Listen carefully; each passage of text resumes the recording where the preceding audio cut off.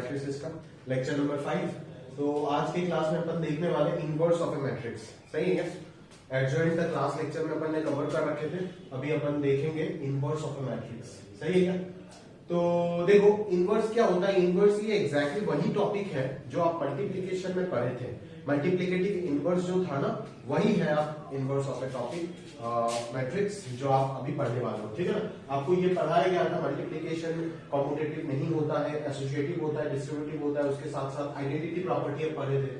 Multiplication के respect में identity element हो जाता है आई, तो a into I is equal to A is equal to I into A, ये प्रॉपर्टी पढ़े थे। फिर इनवर्स मैंने बोला था कि ये अभी लिख तो दे रहा हूं बट पढ़ेंगे अपन ऑफिशियली बाद में। तो ये भी वो बात है इनवर्स पढ़ने का कि ए के साथ जो चीज under the given operation multiplication जो चीज यहाँ पे बैठा होगा सच दैट आंसर मुझे आइडेंटिटी एलिमेंट मिलेगा जो कि कौन है, यूनिट मैट्रिक्स है। ठीक है?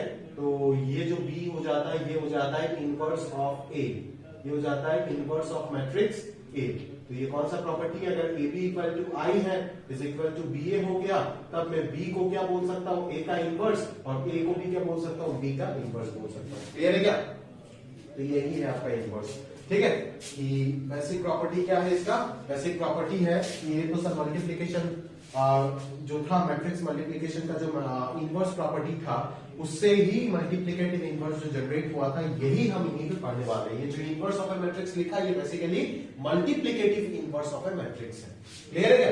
तो यही प्रॉपर्टी है। ये देखो ए बी बराबर बी ए बराबर आई यहाँ पे भी लिखा हुआ है। तो सबसे पहली बात कि इसका इनवर्स एग्जिस्ट कब करेगा। एक मैट्रिक्स का इनवर्स जो है वो एग्जिस्ट कब करेगा वो हमें समझना पड़ेगा। ठीक है? तो एक मैट्रिक्स का इनवर्स तभी एग्जिस्ट करता है जब वो मैट्रिक्स खुद क्या होता है, एक नॉन सिंगुलर स्क्वायर मैट्रिक्स होता है। क्लियर है क्या? एक मैट्रिक्स का इनवर्स तभी एग्जिस्ट करता है जब वो मैट्रिक्स क्या होता है, एक नॉन सिंगुलर स्क्वायर मैट्रिक्स होता है। क्लियर है क्या? मैट्रिक्स को इन्वर्टेबल होने के लिए इनवर्स एग्जिस्ट करना और मैट्रिक्स को इन्वर्टेबल होना एक ही बात है। तो अगर मैट्रिक्स को इन्वर्टेबल होना है तो सबसे पहली बात उसको स्क्वायर मैट्रिक्स होना पड़ेगा, और दूसरा कंडीशन है कि उसको नॉन सिंगुलर होना पड़ेगा। मतलब उसका डिटर्मिनेंट वैल्यू क्या होना चाहिए, नॉन जीरो होना चाहिए, अदरवाइज काम नहीं चलने वाला। ठीक है? ये चीज हम प्रूव भी करेंगे कि क्यों नॉन सिंगुलर होना जरूरी है इस थ्योरम पे। Square matrix is invertible if and only if it is non singular. क्यों ऐसा है वो अपन यहाँ पे प्रूव भी करने वाले। ठीक है? पहले अपन बेसिक देख लेते हैं, फिर जाकर के हम इस थ्योरम पे इस चीज को, इस लॉजिक को प्रूव भी करेंगे। तो देखो, तो स्क्वायर मैट्रिक्स कैपिटल है said to be invertible, that is उसका इनवर्स एग्जिस्ट करेगा if and only if it is non singular. ये थ्योरम अपन यहाँ पे प्रूव करेंगे। नॉन सिंगुलर मतलब डिटरमिनेंट वैल्यू नॉन जीरो है and there exist a matrix B such that A B बराबर आई बराबर बी है, जो मैंने अभी आपको लॉजिक बताया मल्टीप्लिकेटिव इनवर्स में। और इस b को मैं a का इनवर्स बोल सकता हूं, उसका रिप्रेजेंटेशन a इनवर्स से हम दे सकते हैं। क्लियर है क्या? उसका रिप्रेजेंटेशन अपन कैसे दे सकते हैं, a इनवर्स से दे सकते हैं। सही है क्या? क्लियर है? तो a इनवर्स का जो वैल्यू हो जाता है वो क्या होता है, इसका वैल्यू हम कैसे फाइंड करते हैं, 1 upon determinant value of a into adjoint of a। Clear है क्या? Into adjoint of a। तो डिटरमिनेंट ऑफ a एक स्केलर क्वांटिटी है। अभी बोलोगे सर ये फॉर्मूला आप कैसे प्रूव किए हो, मैं दिखाता हूं आपको कैसे लाया मैंने। हमारे पास ये तो पता है ना, हमें ये तो पता है। यहाँ पे मैं मतलब बहुत सारे तरीके का थियोरेटिकल क्वेश्चन इसे डेफिनेशन से पिक कर सकता हूँ। तो सारे चीज मैं बता के दे रहा हूँ, पिक करना और नोट करना आपका काम है। ठीक है? हर एक चीज को मैं प्रूव करके दे रहा हूँ। ए इनवर्स का value 1 upon determinant value of A into adjoint of A कैसे होता है देखते हैं। लास्ट क्लास में हमने ये चीज सीखे थे ना, वो बेसिक थ्योरम जो था एडजॉइंट का, A into adjoint of A is equal to क्या था, determinant value of A into identity matrix. यहाँ पे इंटू लगाने का कोई मतलब नहीं बनता है, ये स्केलर है। ठीक है? अच्छा, तो यहां से अपन जो क्या कर सकते हैं, देखो बेसिकली ये b जो है ये क्या है, a इनवर्स है। तो मैं इस प्रॉपर्टी को ऐसे भी लिख सकता हूं, a into A inverse is equal to I is equal to a inverse into a। तो यहाँ पे देख के आप बोलोगे सर a और a इनवर्स तो कॉम्पिटिटिव प्रॉपर्टी को फॉलो कर रहा है। हाँ, यहाँ पे बिल्कुल करेगा। एक मैट्रिक्स और उसका इनवर्स कॉम्पिटिटिव प्रॉपर्टी को फॉलो करता है अंडर मल्टीप्लिकेशन, बट इसके लिए इसका मतलब ये नहीं है कि कोई भी दो मैट्रिक्स कॉम्पिटिटिव प्रॉपर्टी को फॉलो करेगा अंडर मल्टीप्लिकेशन। ठीक है ना? ये होगा जरूरी नहीं है, बट इस केस में होता है। अभी देखो यहां से अपन कैसे इसको यूज करते हुए अपन ए इनवर्स का वैल्यू निकालेंगे, उस चीज को ध्यान से समझो आप लोग। मैं क्या कर रहा हूं, दोनों तरफ ए इनवर्स से प्री मल्टीप्लाई कर रहा हूं। दोनों तरफ क्या कर रहा हूं, ए इनवर्स से प्री मल्टीप्लाई कर रहा हूं, ठीक है क्या, ए इनवर्स से प्री मल्टीप्लाई कर रहा हूं दोनों तरफ, सही है, क्लियर है क्या, ए इनवर्स से प्री मल्टीप्लाई कर रहा हूं। अगर ए इनवर्स से प्री मल्टीप्लाई करता हूं तो ये ए इनवर्स से प्री मल्टीप्लाई कब कर पाऊंगा, जब determinant of a non zero होगा, दैट इज ए इनवर्स को एग्जिस्ट तो करना होगा ना, अभी अभी बताया मैंने आपको। तो यहाँ पे मैंने वापस क्या लगा दिया, एसोसिएटिव लगा दिया, ए इनवर्स को ए के साथ लेके चला गया और एडजॉइंट ऑफ ए को सेपरेट करके रख दिया। और यहाँ पे अपन ने क्या किया, यहाँ पे अपन ने स्केलर को बाहर निकाल दिया by using property of scalar multiplication, और इधर आ गया A inverse into I n, समझ रहे हो मेरी बात को। तो यहाँ से हमारे पास ए इनवर्स इंटू ए क्या आ चुका है, आई आ गया, यहाँ पे एडजॉइंट ऑफ ए आ चुका है, यहाँ पे determinant value of A into A inverse आ गया, क्योंकि A inverse into I N A inverse ही होता है। तो यहाँ से हमारे पास I into adjoint of A क्या आ चुका है, एडजॉइंट ऑफ ए आ गया, ये determinant value of A into A inverse. यहाँ पे इंटू का कोई सिग्निफिकेंस है नहीं, क्योंकि ये स्केलर है, स्केलर और मैट्रिक्स के बीच में कोई इंटू नहीं होता है, डायरेक्टली ये प्रोडक्ट में रहता है, ये मैट्रिक्स मल्टीप्लिकेशन नहीं है।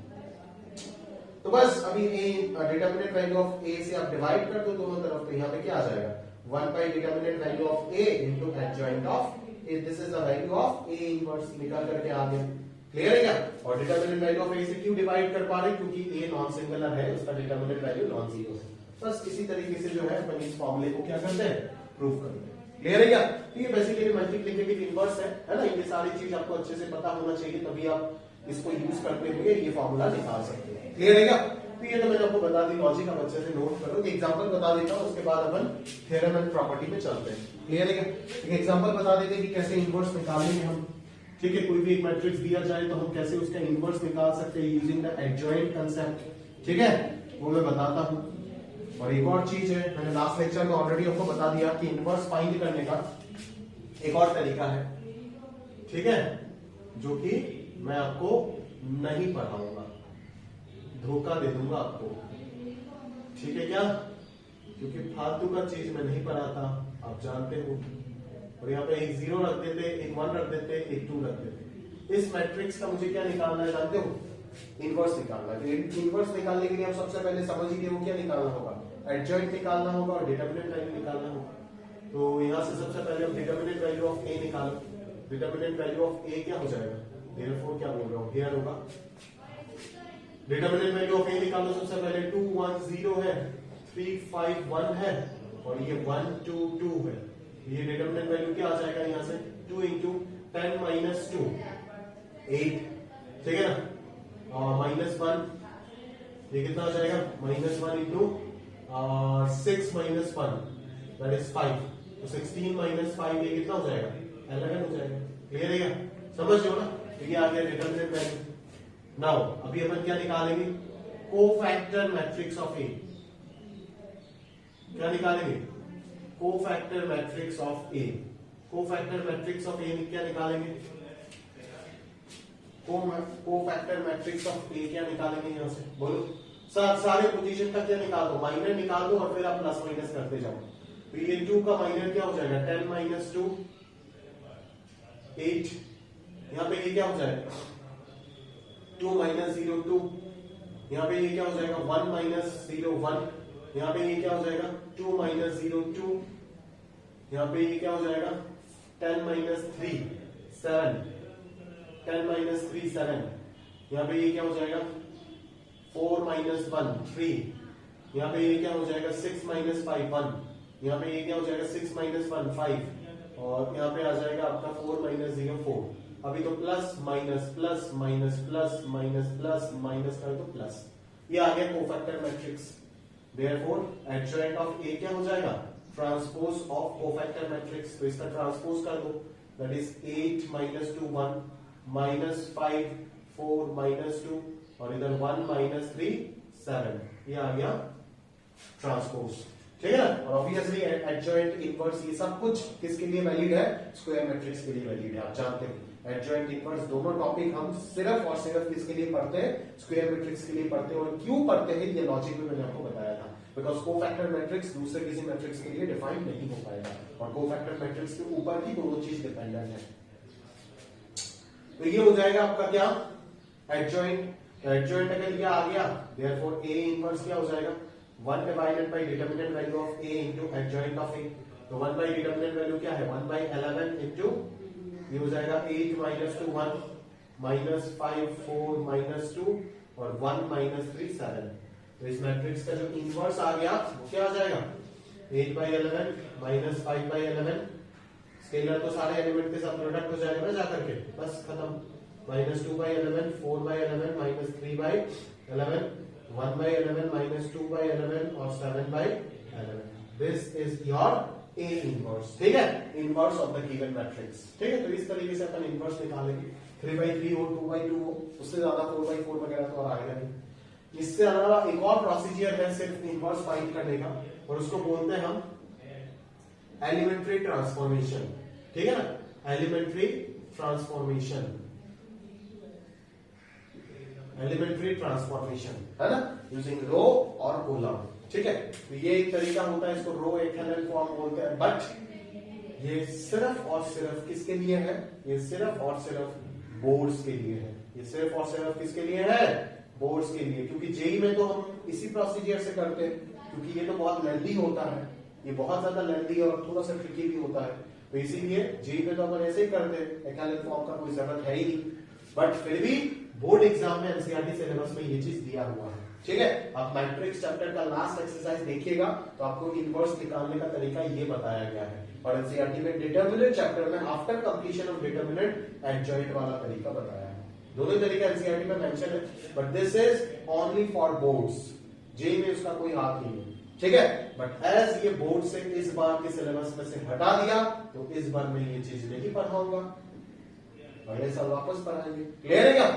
तो इस बार के लिए आप लोगों को फालतू में ये चीज पढ़ा के कोई फायदा नहीं, क्योंकि इसका कोई जरूरत है नहीं ना, जरूरत नहीं समझता हूं तो क्यों पढ़ाऊं। जेई में अगर थोड़ा सा भी काम आता तो मैं पढ़ा देता, नहीं चाहिए। ठीक है, बोर्ड सिलेबस से हट गया, जेई में नहीं चाहिए तो छोड़ दीजिए। ठीक है, और फिर भी अगर आपका इंटरेस्ट है प्लस आपके पास एक्स्ट्रा समय है तो आप बिल्कुल शीट से पढ़ लीजिएगा, शीट में तो सब कुछ है। क्लियर है क्या? तो आप संभाल लीजिए इस टॉपिक को। क्लियर है? रो एक्सेलेंट फॉर्म अपन नहीं पढ़ा रहे इस साल में, बोल के दे रहे। हाँ, आपने मत बोलना कि सर आपने तो पढ़ाया नहीं, छुपा के निकाल दिए टॉपिक। नहीं भाई नहीं, ऐसा पाप हम नहीं करते। क्लियर है क्या? बोल के हटा रहे। दो चीज नहीं पढ़ाया, आप जानते हो, दो चीज नहीं 3 चीज। मतलब कौन सी चीज नहीं पढ़ाया? ऐसे टॉपिक जो सिर्फ बोर्ड्स में है और जेई पे नहीं चाहिए, बिल्कुल नहीं चाहिए, है ही नहीं जेई का सिलेबस में, सिर्फ बोर्ड्स में है, फालतू टॉपिक है, जेई का सिलेबस में नहीं है और बोर्ड्स में है, ऊपर से इस बार को हटा दिया। जैसे कौन से टॉपिक? फंक्शन में एक टॉपिक नहीं पढ़ा है, बाइनरी फंक्शन, मैट्रिसेस में एक टॉपिक नहीं पढ़ा रहा हूं, एलिमेंट्री ट्रांसफॉर्मेशन, और कैलकुलस में एक चीज नहीं पढ़ा है, एरर एंड अप्रोक्सीमेशन। ठीक है, तो ये 3 एकदम सबसे छोटा चैप्टर है, जब ये तो चैप्टर क्या बोल के, ये तो एक आर्टिकल है।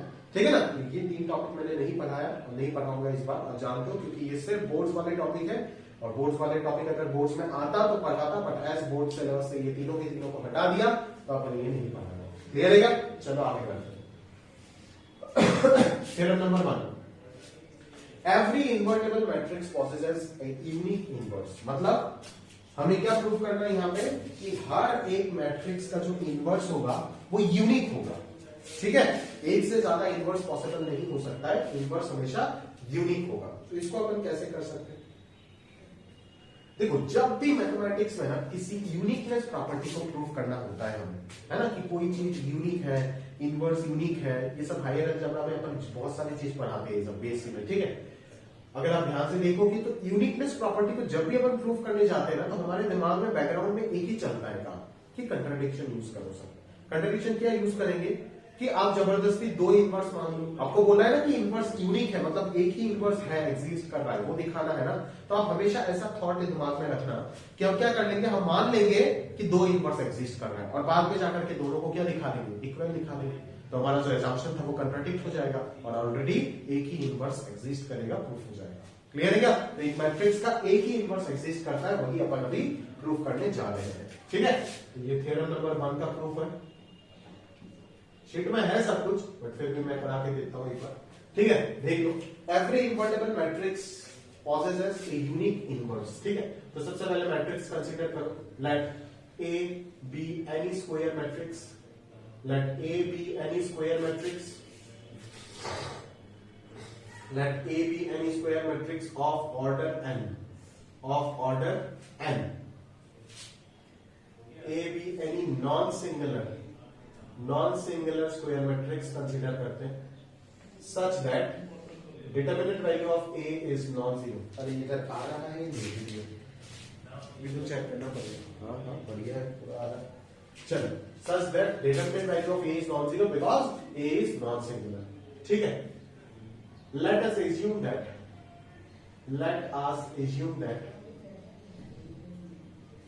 matrix A possesses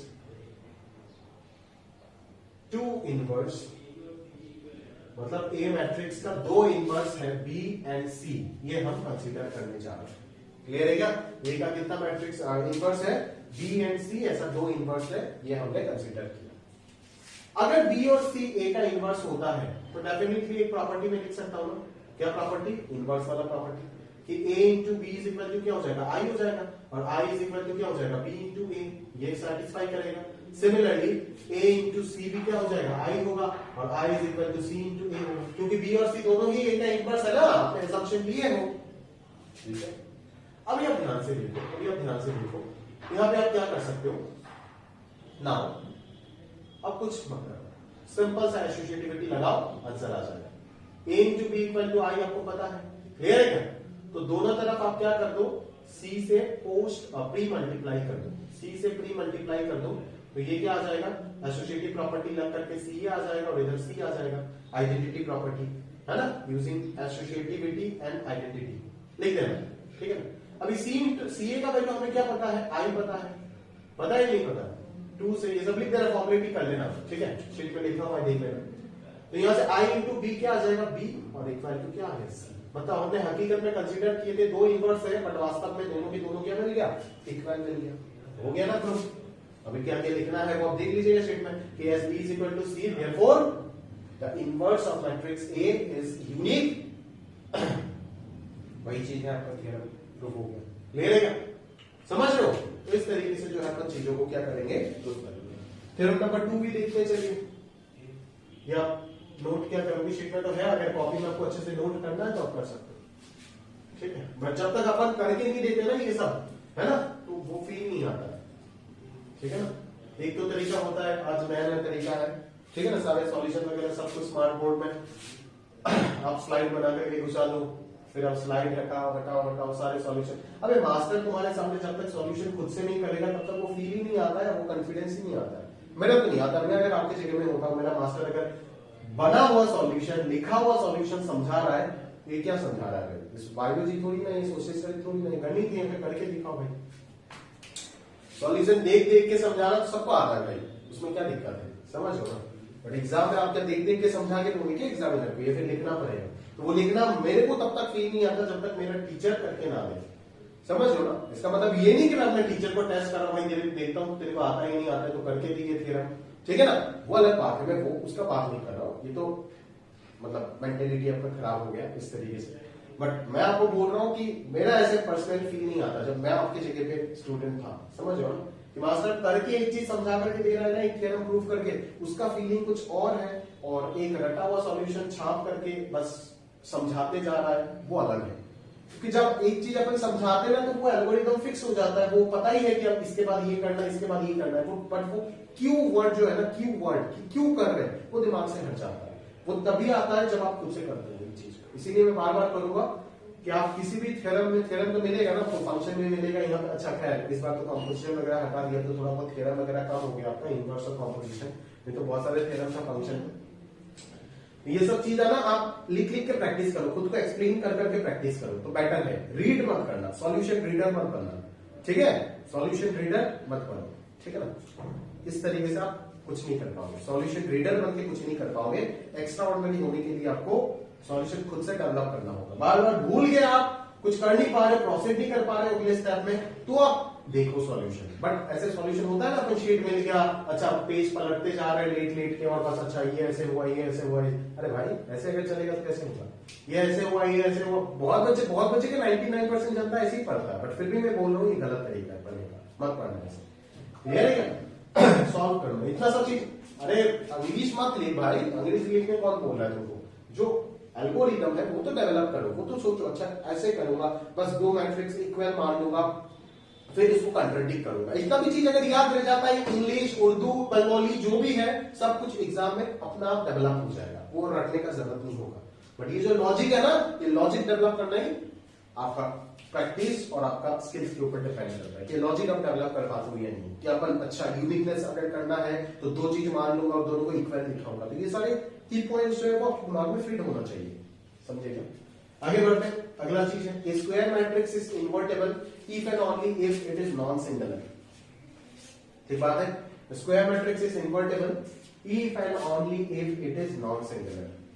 समझ रहे हो मेरी बात?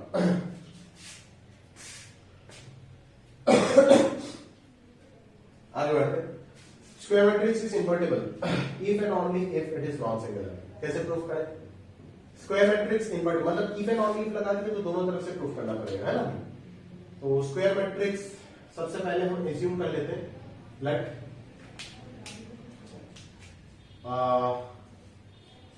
अच्छा पहले उसको मुझे क्या मानना पड़ेगा? इन्वर्टेबल मानना पड़ेगा, है ना?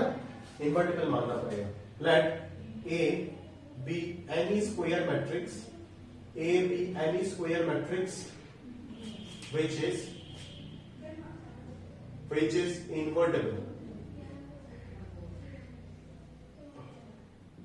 invertible,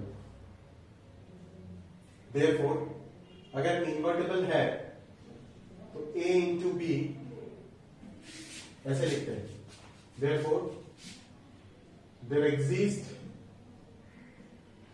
an inverse, therefore there exists an inverse b such that AB is equal to I। Clear है क्या? एक इनवर्स एग्जिस्ट करेगा ना, AB इक्वल टू I। अभी दोनों तरफ आप क्या ले लो? डिटर्मिनेंट ले लो, क्योंकि आपको प्रूफ क्या करना है? अभी determinant of a non zero proof करना है ना आपको। तो यहां से क्या मिल गया? Determinant of A into determinant of B equal to 1 मिल गया। अगर दो स्केलर का प्रोडक्ट 1 मिल रहा है तो डिटर्मिनेंट ऑफ ए को तो नॉन जीरो होना ही पड़ेगा ना भाई। क्लियर है? आप बोलो कि डिटर्मिनेंट ऑफ बी तो जीरो हो सकता है, अभी बी जीरो होने से हुआ ना, क्या दिक्कत है? अपन तो ए पे बात कर रहे हैं ना। अगर ए जीरो हो गया तो क्या ये इक्वेशन वैलिड होगा? नहीं होगा। तो अगर ए जीरो हो जाता है तो ये इक्वेशन वैलिड नहीं होगा, तो डेफिनेटली ये should be non zero.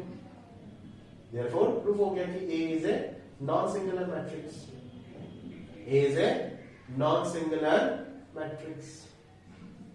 Clear है क्या? समझो। कन्वर्सली अभी क्या पढ़ जाएगा? कन्वर्सली अपन क्या कंसीडर करेंगे? लेट। कन्वर्सली लेट क्या कंसीडर करेंगे? ए को नॉन सिंगुलर मैट्रिक्स कंसीडर करो और उसको प्रूफ करो कि वो इन्वर्टेबल है। दैट इज ये प्रॉपर्टी पहले दिखाना, ए बी बराबर आई। पहले ये कंसीडर किए थे, ये प्रूफ किए थे, अभी ये कंसीडर करके ये प्रूफ करेंगे। Let A be any non singular matrix, any non singular matrix, any non singular square matrix देखो तो और मजा आता है, ठीक है? Such that determinant of A is non zero. अगर ए स्क्वायर मैट्रिक्स है तो हमारे पास एक रिलेशन तो कंफर्म है ना। We have A into adjoint of A is equal to determinant value of A into I n. आया समझ में? A into adjoint of A equal to determinant value of A into I n, ये हमें पता है। अच्छा, तो यहां से अपन लोग क्या करेंगे बोलो? यहां से क्या कर सकते हैं? Is equal to adjoint of A into A भी पता है। अभी हमें ये पता है ना कि डिटर्मिनेंट ऑफ ए तो नॉन जीरो है, तो तीनों चीज को अपन डिटर्मिनेंट ऑफ ए से डिवाइड कर सकते हैं ना, बराबर से कर सकते हैं। डिटर्मिनेंट ऑफ वैल्यू ऑफ ए से डिवाइड कर सकते हैं, तो यहाँ पे आई एन आ जाएगा और इधर क्या आ जाएगा? Adjoint of A divided by determinant value of A into A. तो देखो तो ये वाला प्रॉपर्टी फॉलो हो रहा है या नहीं हो रहा है? A into B equal to I equal to B into A, ये वाला प्रॉपर्टी फॉलो हो रहा है ना, है ना? ये वाला प्रॉपर्टी फॉलो हो रहा है ना। This implies A B equal to I n equal to B A, where b equal to adjoint of a divided by determinant value of a is inverse of matrix A, square matrix A। Clear है? therefore यहीं से क्या proof हो जाता है कि अगर ये इनवर्स प्रॉपर्टी सेटिस्फाई कर रहा है, इनवर्स का प्रॉपर्टी तो यही है ना, ए बी बराबर आई बराबर बी है, तो अगर ये प्रॉपर्टी सेटिस्फाई कर रहा है therefore b is equal to adjoint of a divided by determinant value of a is the inverse of A that is A is invertible. ठीक है, यहां से प्रूफ हो जाता है अगर इनवर्स प्रॉपर्टी सेटिस्फाई हो रहा है under this condition therefore he must be invertible. तो बोथ कन्वर्सली प्रूफ हो गया। यही तो आपको प्रूफ करना था थ्योरम नंबर 2 में। क्लियर है क्या? समझ लो ना? तो ये सब चीजों को अच्छे से समझो कि कैसे हम लॉजिक डेवलप कर रहे हैं। आपको याद नहीं करा है कोई भी चीज, लॉजिक डेवलप करके समझाया जा रहा है, तो आप भी उसी अंदाज में समझो, है याद करने का कोशिश भी मत करना। देखो मैट्रिक्स मल्टीप्लिकेशन में मैंने आपको ये सब चीजें बता के रखा था, उधर इनवर्स का कोई चीज अगर उधर आपको समझे नहीं थे तो अभी ये टॉपिक पढ़ने के बाद पूरा जाकर के उधर एक बार देख लेना, ये लेक्चर देखने के बाद। मैंने आपको बताया था कि ए बी बराबर ए सी और ए अगर नॉन सिंगुलर होता है तो कैंसिलेशन नो वैलिड हो जाता है। क्यों? क्योंकि दोनों तरफ मैं क्या कर देता हूँ, ए इनवर्स से प्री मल्टीप्लाई कर दूंगा। और अभी आपको ये समझ आ रहा होगा, यहाँ पे एसोसिएटिविटी अगर लगा देते हैं तो ये क्या बन जाएगा, ए इनवर्स ए सी आ जाएगा, ये आई इंटू बी भी आ जाएगा, ये आई इंटू सी सी आ जाएगा। तो ये ए बी इक्वल टू ए सी अगर है तो बी बराबर सी मिल जाएगा। क्लियर है क्या? तो इस तरीके से जो है अपन लॉजिक को डेवलप कर सकते हैं। समझ रहे हो ना? अभी शायद आपका पूरा मैट्रिसेस क्लियर हो रहा होगा धीरे धीरे। क्लियर है क्या? समझ रहे हो ना? चलो आगे बात करते हैं पी और प्रॉपर्टी में चलते। चलिए जरा अभी प्रॉपर्टीज को देखते हैं कैसे अपन प्रूव करेंगे।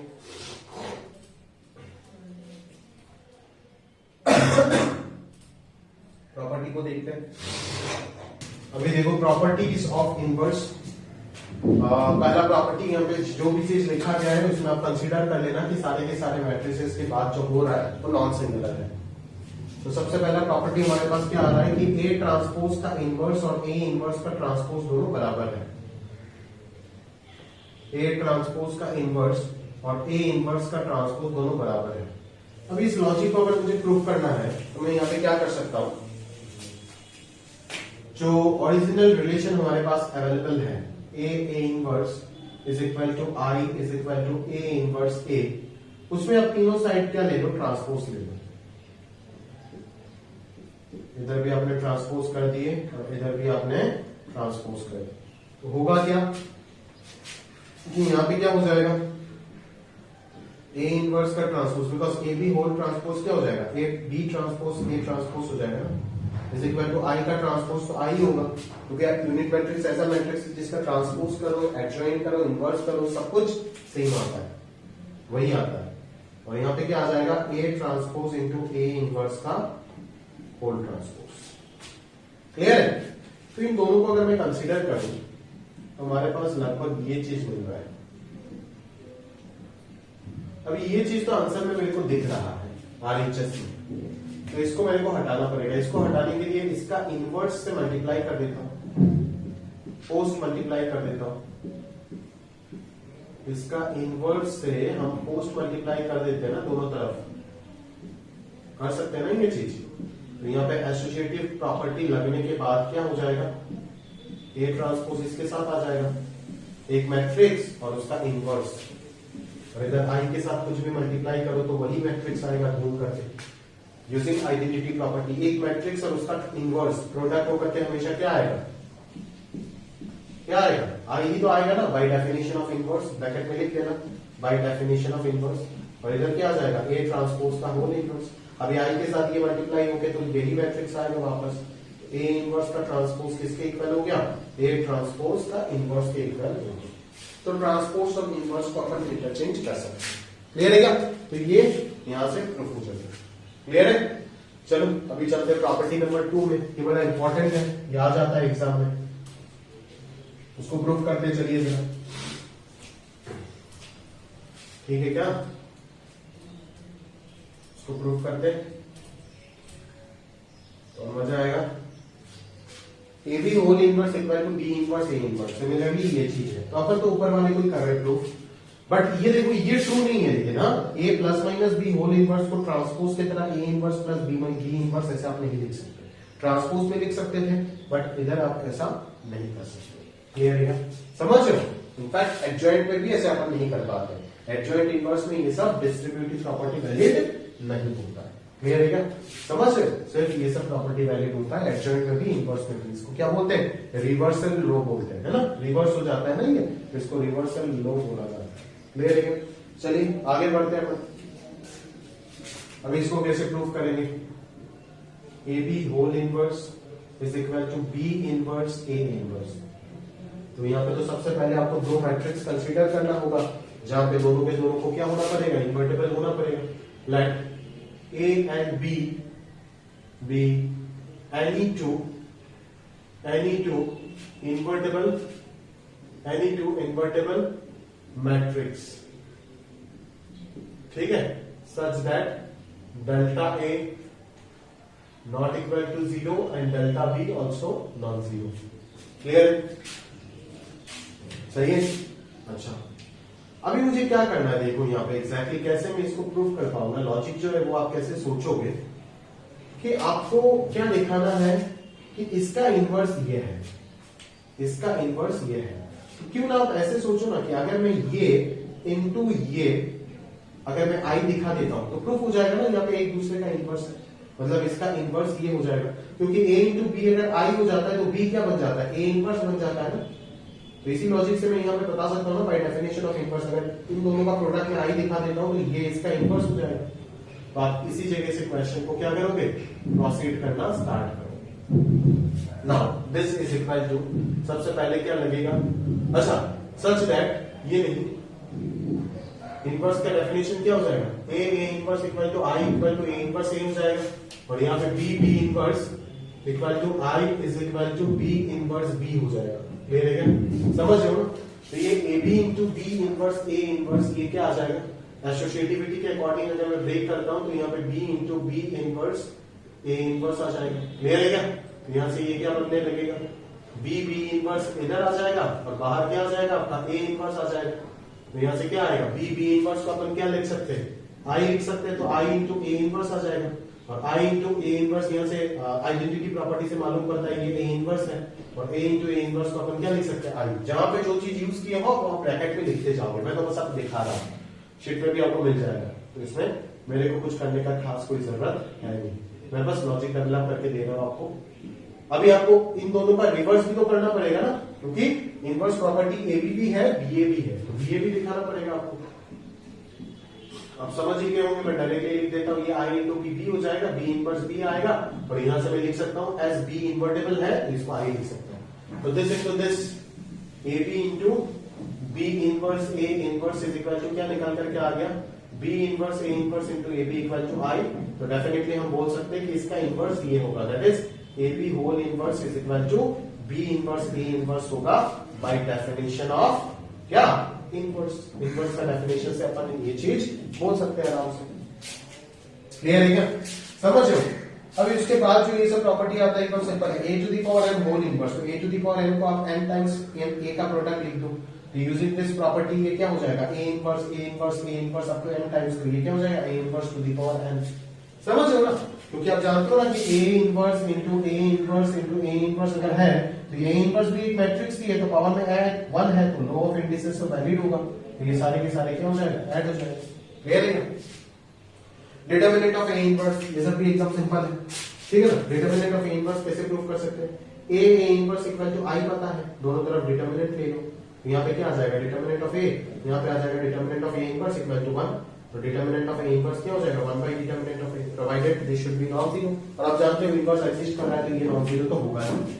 ये सब एकदम सिंपल प्रूफ है ना, ए इनवर्स का होल इनवर्स ए है, ये तो मैं इसी डेफिनेशन से बता दूंगा ना, A into A inverse equal to I equal to A inverse into A अगर है तो मैं बोल सकता हूँ ना ए इसका इनवर्स है, ये भी तो बोल सकता हूँ ना। हमें पता है कि ए का इनवर्स ये है तो इसका इनवर्स भी तो ये होगा। अगर मैं A B equal to I equal to B A लिख पाता हूँ तो डेफिनेटली ए भी बी का इनवर्स होगा, बी भी ए का इनवर्स होगा। तो अगर ए इनवर्स का मतलब ए अगर इसका इनवर्स हो जाता है तो मैं क्या लिखूंगा, this whole inverse is equal to A लिखूंगा। समझ रहे हो ना मेरी बात, क्लियर है क्या? तो ए इनवर्स का होल इनवर्स जो होगा वो डेफिनेटली क्या होगा, ए होगा। क्लियर है? तो ये प्रॉपर्टी हो गया। नेक्स्ट आता है हमारे पास 6, ठीक है। तो ये 6 कैसे प्रूफ करेंगे बता देते। तो प्रॉपर्टी प्रूफ कर करके अगर आप सीखोगे, याद रखोगे तो अपना आप ही याद रह जाएगा, ऐसा कोई खास दिक्कत नहीं। ठीक है क्या? चलो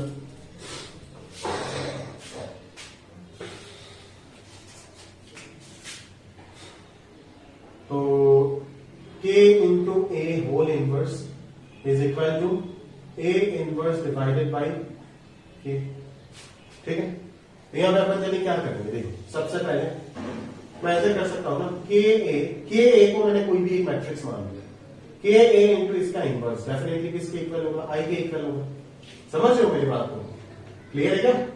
अच्छा, तो यहां से अपन चले क्या कर सकते हैं, दोनों तरफ में ए इनवर्स से प्री मल्टीप्लाई कर रहा हूं, दोनों तरफ में ए इनवर्स से प्री मल्टीप्लाई कर रहा हूं, क्या आ जाएगा, यहाँ पे के बाहर आएगा और ए इनवर्स इंटू ए ब्रैकेट में आएगा और यहाँ पे के ए होल इनवर्स रहेगा, ये भी मैट्रिक्स है ये भी मैट्रिक्स है, तो यहाँ पे क्या आ जाएगा, ए इनवर्स इंटू आई, तो ए इनवर्स ही होगा, तो यहाँ पे के इंटू आई और आई इंटू दिस क्या हो जाएगा, के ए होल इनवर्स आएगा और के बस बचेगा यहाँ पे, तो ये स्केलर जो है ये नीचे आ जाएगा। तो इस तरीके से अपन प्रूफ कर सकते हैं ना इस लॉजिक को, खत्म, क्लियर है क्या? आराम से सिंपल प्रूफ है, आराम से हो जाएगा ये सब, ठीक है। इनवर्स ऑफ यूनिट मैट्रिक्स है, simple note information. Idempotent matrix is invertible, निकाल करके देख लीजिएगा, इसका कोई प्रूफ नहीं है। If idempotent matrix is invertible then its inverse will be identity matrix. बिल्कुल, आइडेम्पोटेंट मैट्रिक्स अगर इन्वर्टेबल है, आइडेम्पोटेंट मैट्रिक्स का कंडीशन क्या होता है, ये होता है ना, ए इनवर्स से आप दोनों तरफ क्या कर दो, प्री मल्टीप्लाई कर दो। अगर ये इन्वर्टेबल है, एसोसिएटिव प्रॉपर्टी पहले लगाया, अगर ये इन्वर्टेबल है तो ए इनवर्स ए को मैं क्या लिख सकता हूँ, आई लिख सकता हूँ, तो यहाँ पे ए इंटू आई ए आ जाएगा, ए इक्वल टू क्या आएगा, आई आएगा। ए भी क्या था, आइडेम्पोटेंट मैट्रिक्स था जो कि इन्वर्टेबल था, तो अगर कोई आइडेम्पोटेंट मैट्रिक्स इन्वर्टेबल होता है तो तुरंत उस मैट्रिक्स को आप क्या कंसीडर कर सकते हो, आइडेंटिटी मैट्रिक्स, क्लियर है क्या? Then this inverse will be identity matrix. Nilpotent matrix का कोई इनवर्स हो ही नहीं सकता, क्लियर है? नीलपॉटर मैट्रिक्स का कभी कोई इनवर्स नहीं हो सकता है, रीजन क्यों? क्योंकि नीलपॉटर मैट्रिक्स का डिटरमिनेंट वैल्यू 0 होता है, याद करो लास्ट लेक्चर में निकाला था। तो डिटरमिनेंट वैल्यू अगर 0 है कैसे उसका इनवर्स एग्जिस्ट कर सकता है?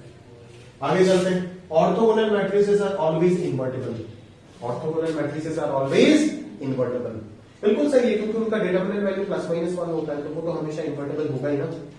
बट बाकी मैट्रिसेस में डिटरमिनेंट वैल्यू 0 भी पॉसिबिलिटी होता है, इसीलिए वो इन्वर्टेबल है या नहीं है बोलना पड़ता है हमें। बट ऑर्थोगोनल मैट्रिक्स अगर बोल दिया तो वो बोलना नहीं पड़ेगा कि वो इन्वर्टेबल है या नहीं, क्योंकि सबको पता है कि ऑर्थोगोनल मैट्रिक्स इन्वर्टेबल होता है, क्योंकि उसका डिटरमिनेंट वैल्यू हमेशा नॉन जीरो है। And for any orthogonal matrix A inverse equal to A transpose inverse. अगर कभी भी आपको कोई बोल दिया कि this matrix is orthogonal matrix, तो आप वापस इतना लंबा प्रोसीजर से इनवर्स निकालने मत लग जाइए, क्योंकि डायरेक्टली इनवर्स जो होगा वो A ट्रांसपोज ही होगा। ये सब प्रॉपर्टी याद रखो, बहुत काम आएगा कैलकुलेशन के हिसाब से, क्योंकि ऑर्थोगोनल मैट्रिक्स क्या होता है, जो ये प्रॉपर्टी फॉलो करता है। अभी दोनों तरफ मैं अगर प्री मल्टीप्लाई कर देता हूं A इनवर्स से, तो काम तमाम।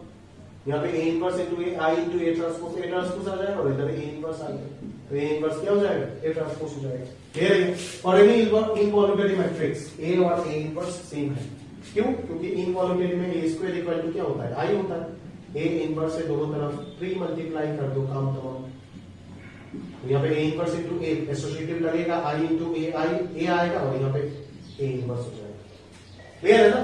एकदम सिंपल है ये सब चीज। हाँ, ये प्रॉपर्टी बड़ा इंपॉर्टेंट है, अच्छे क्वेश्चंस में काफी ज्यादा यूज होता है कि ट्रेस ऑफ A और trace of C inverse same होगा, प्रोवाइडेड C एक नॉन सिंगुलर मैट्रिक्स होगा, क्लियर है क्या? C क्या होगा, एक नॉन सिंगुलर मैट्रिक्स होगा। बोले सर कैसे इसको दिखाओगे, आप जरा ध्यान से दिखाओ। C इनवर्स, ठीक है, C इनवर्स। अभी तो ध्यान से एक चीज देख, अगर मैं यहाँ पे ब्रैकेट लगा देता हूँ तो मेरे को एक प्रॉपर्टी पता था ट्रेस में कि ट्रेस ऑफ AB और ट्रेस ऑफ BA जो है वो सेम होता है, क्लियर है क्या? तो डेफिनेटली यही प्रॉपर्टी मैं यहाँ पे भी लगा सकता हूँ ना, ट्रेस ऑफ BA लिख देता हूँ इसको, और अभी अगर मैं होशियार हूं तो मैं एसोसिएटिव लगा दूंगा। एसोसिएटिव अगर लग गया तो C तो इन्वर्टेबल है, बिकॉज C नॉन सिंगुलर बोल दिया तो ये इन्वर्टेबल होगा, तो C इनवर्स ऑफ C को मैं क्या लिख सकता हूँ, I लिख सकता हूँ ना, तो A इंटू आई क्या आ जाएगा, A आ जाएगा, तो ये ट्रेस ऑफ A के इक्वल हो गया, क्लियर है क्या? A अगर कोई भी एक डायगोनल स्क्वायर मैट्रिक्स होता है, डायगोनल मैट्रिक्स स्क्वायर मैट्रिक्स ही होता है, स्क्वायर में बोलना नहीं पड़ेगा। A अगर डायगोनल मैट्रिक्स है जहां पे डायगोनल एलिमेंट्स ABCD है, 4x4 मान लो, और बाकी सब 0 है, तो A इनवर्स जब निकालोगे तो डायरेक्टली डायगोनल एलिमेंट्स को आप रेसिप्रोकल कर दो, वही हो जाएगा उसका A इनवर्स। ये आप निकाल के भी देख लेना, इनवर्स निकालने का प्रोसीजर से वही आएगा। A कोई भी एक मैट्रिक्स मान लो, ABC 0 0 0 0 0 0, और A इनवर्स निकाल के देखो यही आएगा, 1/A 1/B 1/C, ये 0 0 0, ये 0 0 0, क्लियर है? समझ लो। बट यहाँ पे इन चारों को आप नॉन जीरो बोलना, इन चारों को नॉन जीरो बोलना। क्यों मैं बता रहा हूं जान दोगे, अगर ये चारों जीरो हो जाएगा ना, इनमें से सारे के सारे जीरो नहीं भी आता, अगर कुछ भी अगर जीरो हो जाता है ना तो डिटर्मिनेंट वैल्यू जीरो होने का चांस बन जाएगा, और अगर मैट्रिक्स का डिटर्मिनेंट वैल्यू जीरो हो जाएगा तो ए इनवर्स का एग्जिस्ट ही नहीं कर पाएगा ना। क्लियर है? इसीलिए इन चारों को नॉन जीरो बोलना जरूरी है। अभी ये प्रॉपर्टी, ये क्वेश्चन के तरह मान लो the inverse of an invertible symmetric matrix is symmetric and that of a skew symmetric matrix is skew symmetric. Simple है एकदम, क्लियर है क्या? आराम से आप एग्जैक्ट में प्रूव कर सकते हो, कोई दिक्कत नहीं। बोले सर कैसे करेंगे प्रूफ?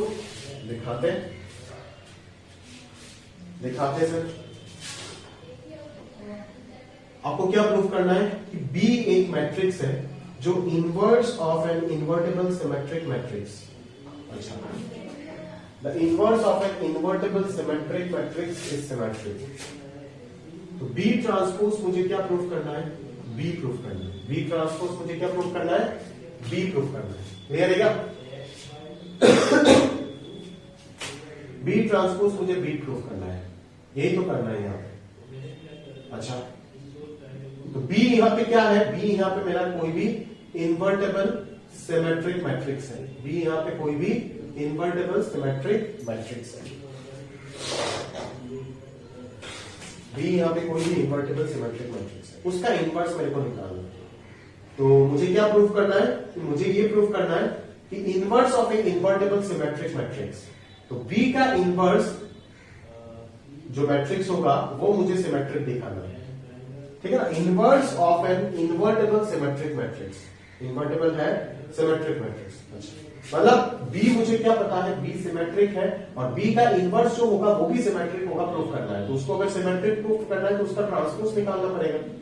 तो ये प्रॉपर्टी 1 लग गया, ठीक है ना? और B ट्रांसपोज मुझे B पता है, तो ये B इनवर्स के इक्वल आ गया। तो अगर किसी चीज का ट्रांसपोज उसके इक्वल हो जाता है तो वो क्या पता चल जाएगा कि ये सिमेट्रिक हो जाएगा।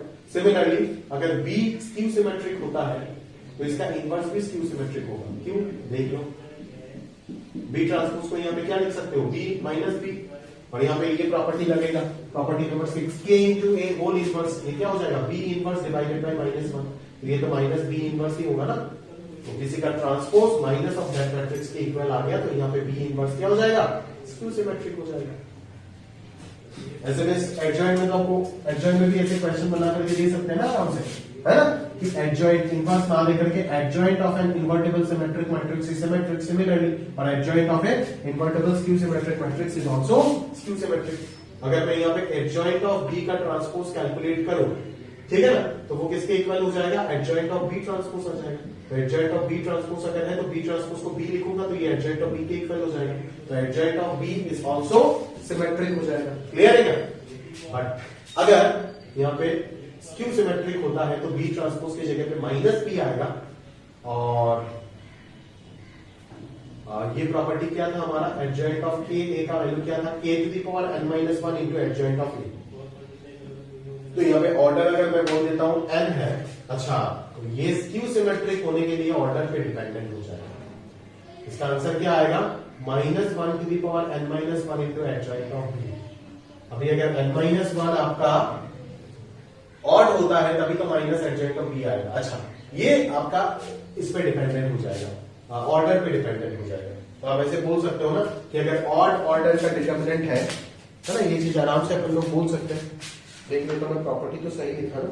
हाँ, तो अगर यहाँ पे मैं ये क्वेश्चन बना सकता हूँ ना कि adjoint of A invertible symmetric नहीं skew symmetric matrix is skew symmetric only for even order square matrix. क्योंकि n अगर इवन होता है तभी तो पावर में ऑड आएगा, और पावर में ऑड आएगा तभी तो minus of adjoint of B आएगा, और minus of adjoint of B आएगा तभी तो ये क्या प्रूफ होगा? तभी तो ये क्या प्रूफ होगा? स्क्यू सिमेट्रिक प्रूफ होगा। ठीक है? तो यहां से जो हमारे को रिजल्ट मिला एडजॉइंट के बारे में, वो क्या रिजल्ट मिला कि adjoint of an invertible symmetric matrix जो होगा वो सिमेट्रिक होगा हमेशा। बिल्कुल सही है, ये तो सही है। और दूसरा क्या मिला कि एडजॉइंट ऑफ, ये प्रॉपर्टी नंबर 15 देकर के ऐड कर देना, adjoint of an invertible skew symmetric matrix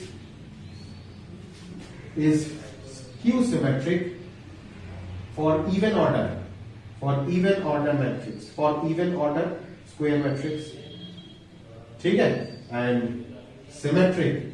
और अगर ऑड ऑर्डर अगर होता है तो पावर में n अगर ऑड होता है तो n-1 इवन हो जाएगा, n-1 अगर इवन हो गया तो -1 टू द पावर इवन, ये प्लस एडजेंट ऑफ b आ जाएगा, और प्लस एडजेंट ऑफ b आ गया तो ये सिमेट्रिक हो जाएगा। And symmetric for odd order square matrix.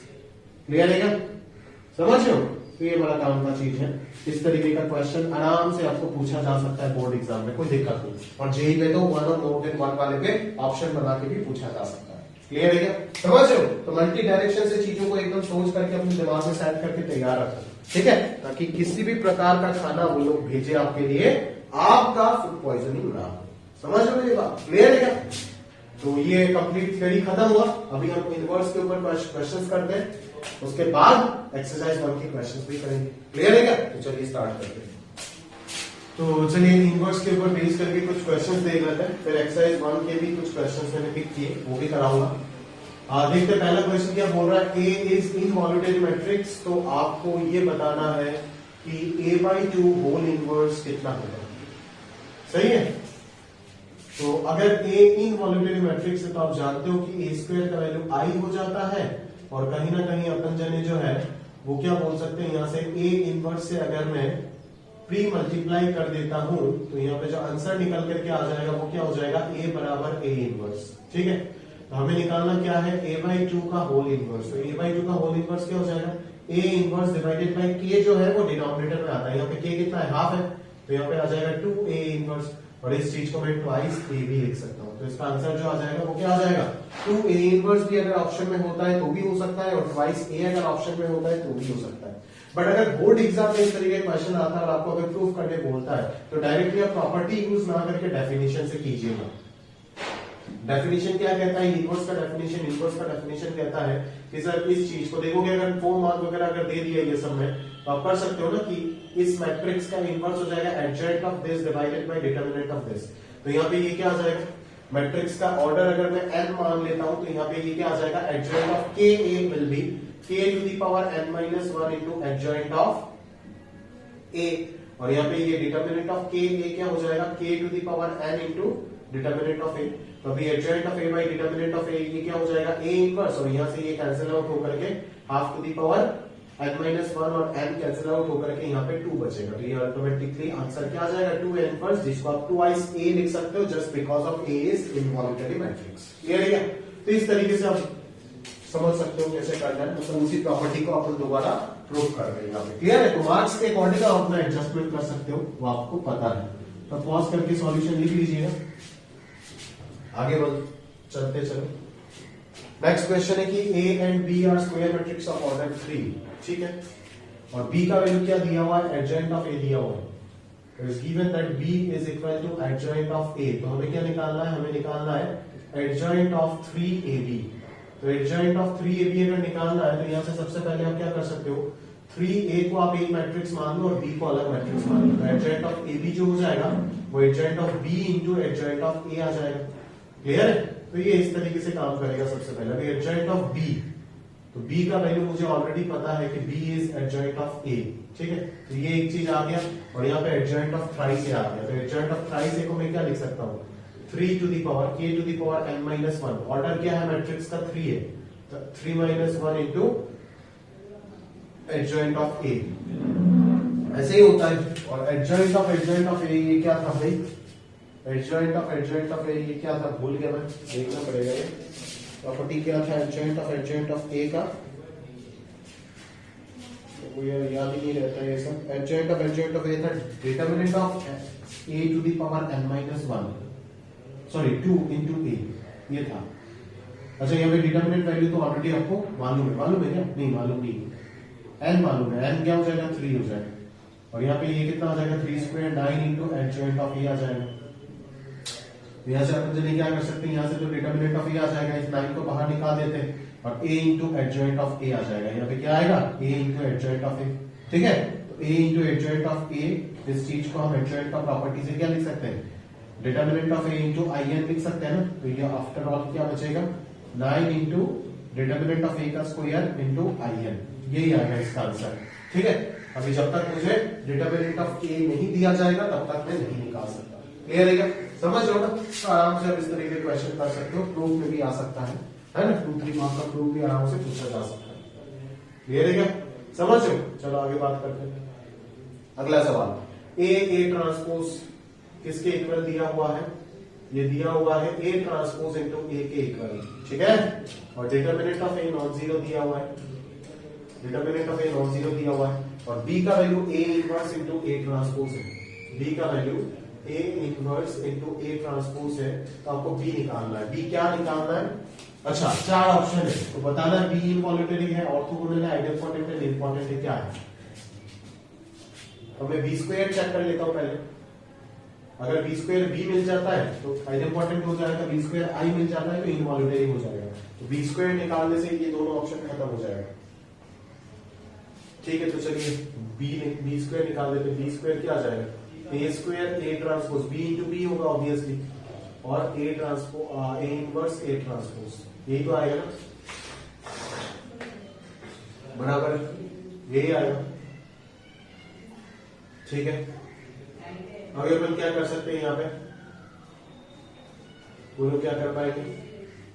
A inverse into A transpose, यहां से कैसे खेलोगे आप? ऑर्थोगोनल इंपॉर्टेंट, यहां से कैसे खेलोगे?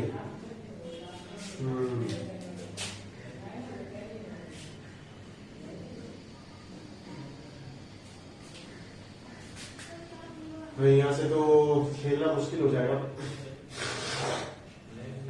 ए ट्रांसपोज एसोसिएटिव अगर लगाते तो ए ट्रांसपोज ए इनवर्स आएगा, जो कि कोई फायदा नहीं होगा, ठीक है ना। बी स्क्वायर निकाल के तो यहां से कोई चीज हम कुछ कर नहीं सकते खास। बी ट्रांसपोज निकाल के देखते क्या हो रहा है, कुछ हो रहा है क्या देखते। बी ट्रांसपोज निकाल के, क्योंकि बी इंटू बी ट्रांसपोज जो है वो आप जानते हो, ये सिंप्लीफाई होकर के चला जाएगा किसमें? अगर आई में चला जाता है तो ये ऑर्थोगोनल हो जाएगा।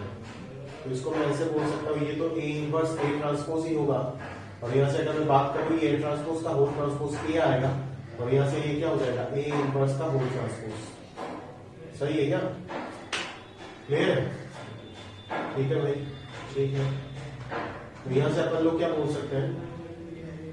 यहाँ से अपन ये बोल सकते हैं ना कि अगर यहाँ पे एसोसिएटिव लगा देते तो ए इनवर्स और ए ट्रांसपोज ए के साथ आ जाएगा, और यहाँ पे ए इनवर्स का ट्रांसपोज मैंने डायरेक्ट लिख दिया। अभी ए ट्रांसपोज ए को मैं ए ट्रांसपोज लिख सकता हूँ, ठीक है, और ये आ जाएगा ए इनवर्स होल ट्रांसपोज। सही है क्या? सही है। यहाँ पे तो ब्रैकेट आना चाहिए, बट मान लो मैंने एक और बार एसोसिएटिव लगाकर कैसे कर दिया इसको, ठीक है ना।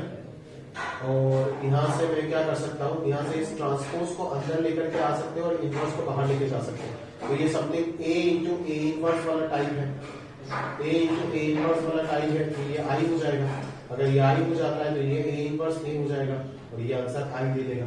तो अगर बी ट्रांसपोज आई हो रहा है तो बी ऑर्थोगोनल तो होगा, ये तो कंफर्म है, ऑर्थोगोनल होगा, ये तो कंफर्म है।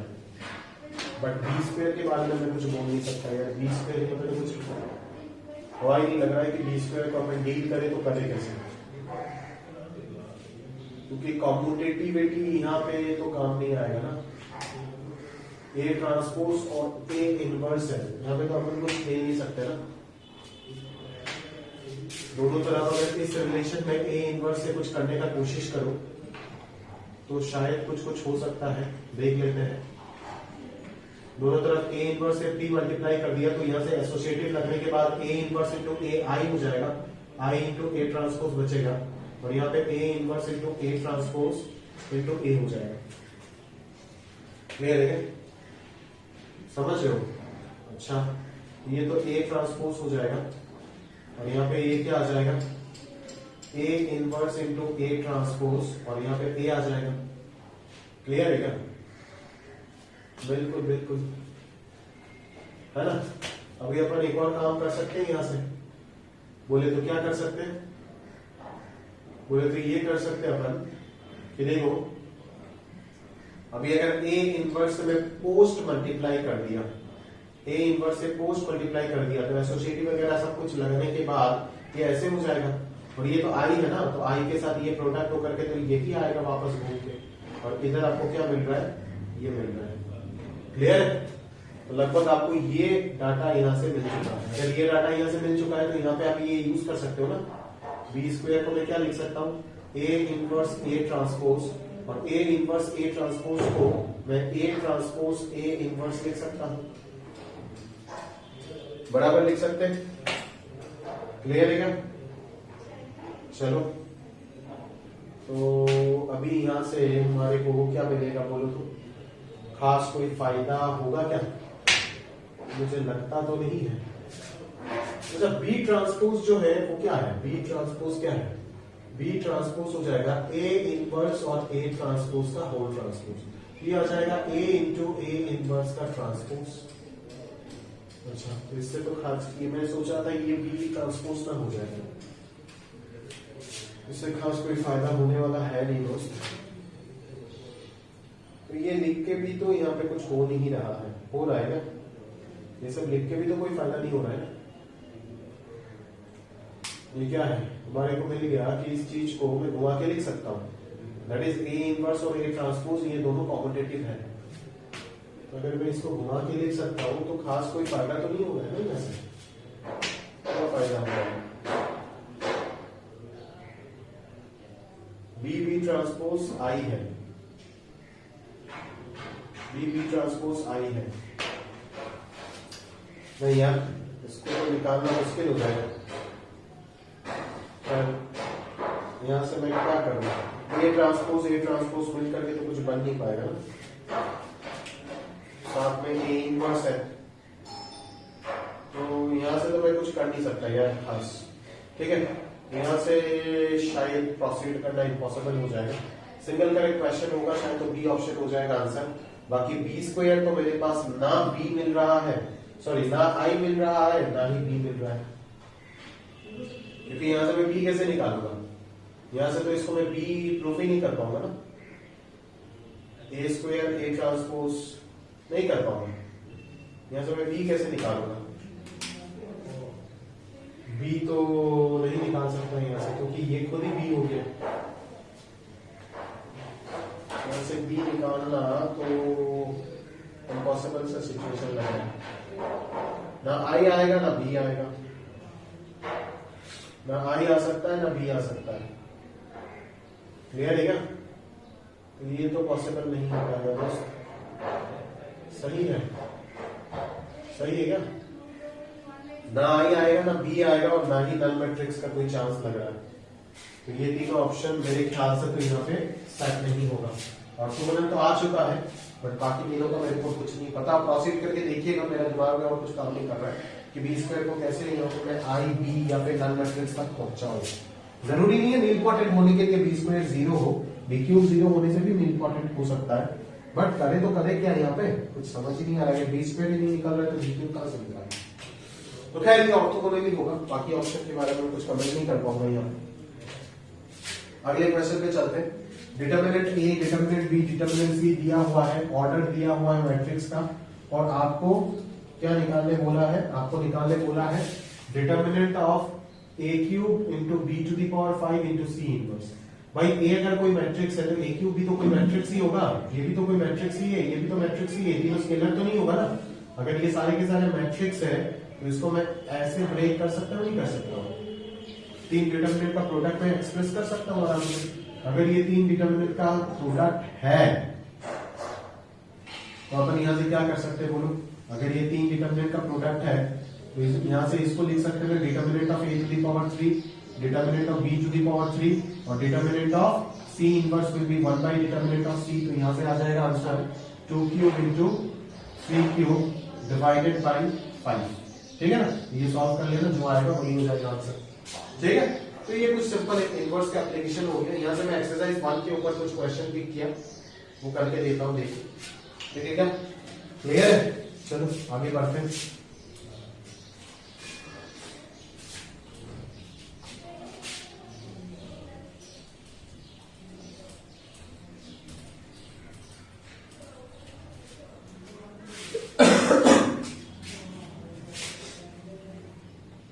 क्या दिया है क्वेश्चन में? ये एक मैट्रिक्स है, ए एक मैट्रिक्स है, -3 5 2 -3 ये एक मैट्रिक्स है और ये एक और मैट्रिक्स है। तो आपको यहां से क्या निकालना है, आई निकालना है, सॉरी ए निकालना है। तो बहुत बच्चे यहाँ पे क्या करते हैं जानते हो क्या, कि वो लोग कंसिडर कर लेते हैं let A be any matrix A is equal to ABCD ऐसे मान लेते हैं। फिर 3 बार मैट्रिक्स मल्टीप्लिकेशन करते हैं, 3 बार नहीं 2 बार करना पड़ेगा, एक बार ए और इसको और एक बार जो इसका आंसर आएगा प्रोडक्ट करके उसके साथ इसको करके इक्वेट करके एबीसीडी सॉल्व करके निकालते हैं। बट ये बहुत मेहनत वाला काम होगा। यहाँ पे आप डायरेक्टली इनवर्स का लॉजिक को अप्लाई कर सकते हैं। बोले सर कैसे, अगर मैं इस मैट्रिक्स को बी, इसको सी मान लेता हूँ और इसको डी मान लेता हूँ, तो ये इक्वेशन क्या लिखा हुआ है, B A C equal to D लिखा हुआ है। क्लियर है क्या? यहाँ से आप मैट्रिक्स को इनवर्स का प्रॉपर्टी को यूज कर सकते हो ना आराम से। बोले कैसे कर सकते हैं, दिखाते हैं। अब दोनों तरफ बी इनवर्स से पहले मैं एक लाइन में ही दिखा सकता हूँ बट तोड़ तोड़ के दिखा रहा हूँ। पहले आप प्री मल्टीप्लाई करो बी इनवर्स से, फिर आप एसोसिएटिव लगा दो। एसोसिएटिव लगाओगे तो ये इसको एक मैट्रिक्स मान लो तो बी को इसके साथ ले दो और एसी यहाँ पे अकेला बैठा है। यहाँ पे ये आ जाएगा बी इनवर्स डी। तो बी इनवर्स डी क्या हो जाएगा, I into A C is equal to क्या हो जाएगा, बी इनवर्स डी हो जाएगा और I into A C will be A C. तो एसी का वैल्यू क्या आ गया, बी इनवर्स डी। अभी क्या करेंगे, यहाँ से ए निकालना है तो मैं क्या करूंगा, सी इनवर्स से अभी मैं पोस्ट मल्टीप्लाई कर दूंगा। क्लियर है? तो सी इनवर्स से अगर पोस्ट मल्टीप्लाई किया तो वापस एसोसिएटिव लगाओ। यहाँ पे तो B inverse D C inverse आ रहा है। क्लियर है क्या? और ये क्या आ जाएगा, A into I which is equal to A is equal to B inverse D और सी इनवर्स। क्लियर है? तो आपका ए का जो वैल्यू आ जाएगा वो क्या आ जाएगा, B inverse D C inverse. मतलब इस मैट्रिक्स का आप इनवर्स निकालो और ये मैट्रिक्स तो आपका यहाँ पे रखा हुआ है ही, और इस मैट्रिक्स का भी आप इनवर्स निकालो। सबसे पहले आप इन दोनों मैट्रिक्स का इनवर्स निकालो, यहाँ पे पुट करो और फिर तीनों मैट्रिक्स को प्रोडक्ट करो। सबसे पहले इसका इनवर्स निकाल के यहाँ पे रखेंगे, ये तो है ही एज इट इज, पर इसका इनवर्स निकाल के भी यहाँ पे रखेंगे। अलग से करेंगे, है ना, अलग अलग पार्ट में करेंगे। अभी ये क्वेश्चन में 3/3 पे नहीं पूछ सकता। 3/3 पे अगर पूछना लग गया तो बहुत बड़ा कैलकुलेशन हो जाएगा, कंप्लीट ही नहीं कर पाओगे। क्लियर है क्या? तो ये आ जाएगा यहाँ पे, इसका इनवर्स यहाँ पे रख दो, इसका इनवर्स यहाँ पे रख दो और इसको यहाँ पे चिपका दो। ठीक है? अभी आप क्या करोगे, अभी इन दोनों को प्रोडक्ट करोगे, एक और नया 2/2 मैट्रिक्स आएगा और यहाँ पे एक और 2/2 है। ठीक है? और फिर इन दोनों को प्रोडक्ट करके जो आएगा वही क्या हो जाएगा, ए का आंसर। क्लियर है क्या? तो इस तरीके से अपन करेंगे। अपन तो प्रोसीजर आपको बता दिया, क्वेश्चन को कंप्लीट कीजिएगा। सही है? चल आगे बढ़ते दोस्त, आगे बढ़ते। चलो नेक्स्ट क्वेश्चन। ए एक 2/2 मैट्रिक्स देकर के एफ एक्स एक पॉलिनोमियल देकर के आपको बोल रहा है एफ ऑफ ए 0 होगा, प्रूफ करो। अभी एफ ऑफ ए होगा क्या, एफ ऑफ ए एक मैट्रिक्स पॉलिनोमियल होगा। ठीक है? तो डेफिनेटली जो एफ ऑफ ए आएगा वो क्या आएगा, यहाँ पे ए स्क्वायर आएगा -4a आएगा, +7 नहीं लिखूंगा, मैंने आपको बताया था मैट्रिक्स पॉलिनोमियल में मैं +7 इंटू यहाँ पे क्या लिखूंगा, आई लिखूंगा। ठीक है? और फिर आप अकॉर्डिंगली कैलकुलेट करो ए स्क्वायर। ठीक है? सिंपल है ये सब एकदम। और फिर कैलकुलेट करके सेकंड पार्ट जो है वो अच्छा है। ठीक है ना, उसको आप अच्छे से कर सकते हैं। बाकी ये तो सिंपल है। आई है तो ऑर्डर 2 का मैट्रिक्स चल रहा है, तो यहाँ पे आई का ऑर्डर भी मैंने 2 ही लिया। तो ये कितना हो जाएगा, 4 - 3 1, यहाँ पे हो जाएगा 6 + 2, सॉरी 6 + 6 12, यहाँ पे हो जाएगा -2 -2। ठीक है? तो -2 कितना हो जाएगा, -4, और यहाँ पे -3 + 4 1 हो जाएगा। और यहाँ पे 4 से मल्टीप्लाई करके 8 12 -4 8, और ये हो जाएगा 7 से मल्टीप्लाई होकर के 7 0 0 7। अभी इन दोनों को सब्ट्रैक्ट कर लो तो ये कितना आएगा, 1 - 8 -7, 12 - 12 0, -4 -4 0 और 1 - 8 -7। और यहाँ पे क्या आएगा प्लस में 7 0 0 7, ये ऐड कर देंगे तो -7 + 7 0 + 0 0 + 0 और -7 + 7, तो ये अल्टीमेटली क्या आ जाएगा 0 0 0 0, दैट इज नल मैट्रिक्स आ गया। तो ये चीज प्रूफ हो गया। बट ये तो बड़ा आसान सा पार्ट था, ये तो आप कर ही लेते, अगर मैं नहीं भी करा था तो भी आप कर लेते। ठीक है? बस ये चीज ध्यान रखना, यहाँ पे कांस्टेंट टर्म को जब मैं मैट्रिक्स पॉलिनोमियल लिखूंगा तो कांस्टेंट को कांस्टेंट नहीं, कांस्टेंट इनटू यूनिट मैट्रिक्स लूंगा। क्लियर है क्या? ये तो सिंपल था। इस क्वेश्चन का जो नेक्स्ट पार्ट है वो इंटरेस्टिंग है। Use this result find a to the power 5।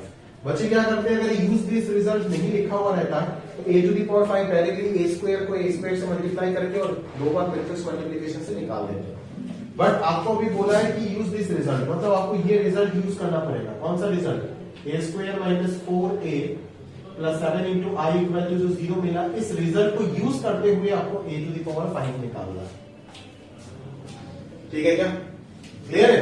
इस रिजल्ट को यूज करते हुए मैं कैसे a टू द पावर 5 निकालूंगा, जरा ध्यान से देखो। यहां से मुझे क्या मिल सकता है, a स्क्वायर का वैल्यू 4a माइनस 7i मिल सकता है। क्लियर है क्या? तो अभी मैं a टू द पावर 5 कैसे निकालूंगा? वही वो डिग्री रिडक्शन वाला टेक्निक जो कॉम्प्लेक्स नंबर में सिखाया था। ठीक है ना? इसको अपन a to the power 4 into a लिख सकते हैं।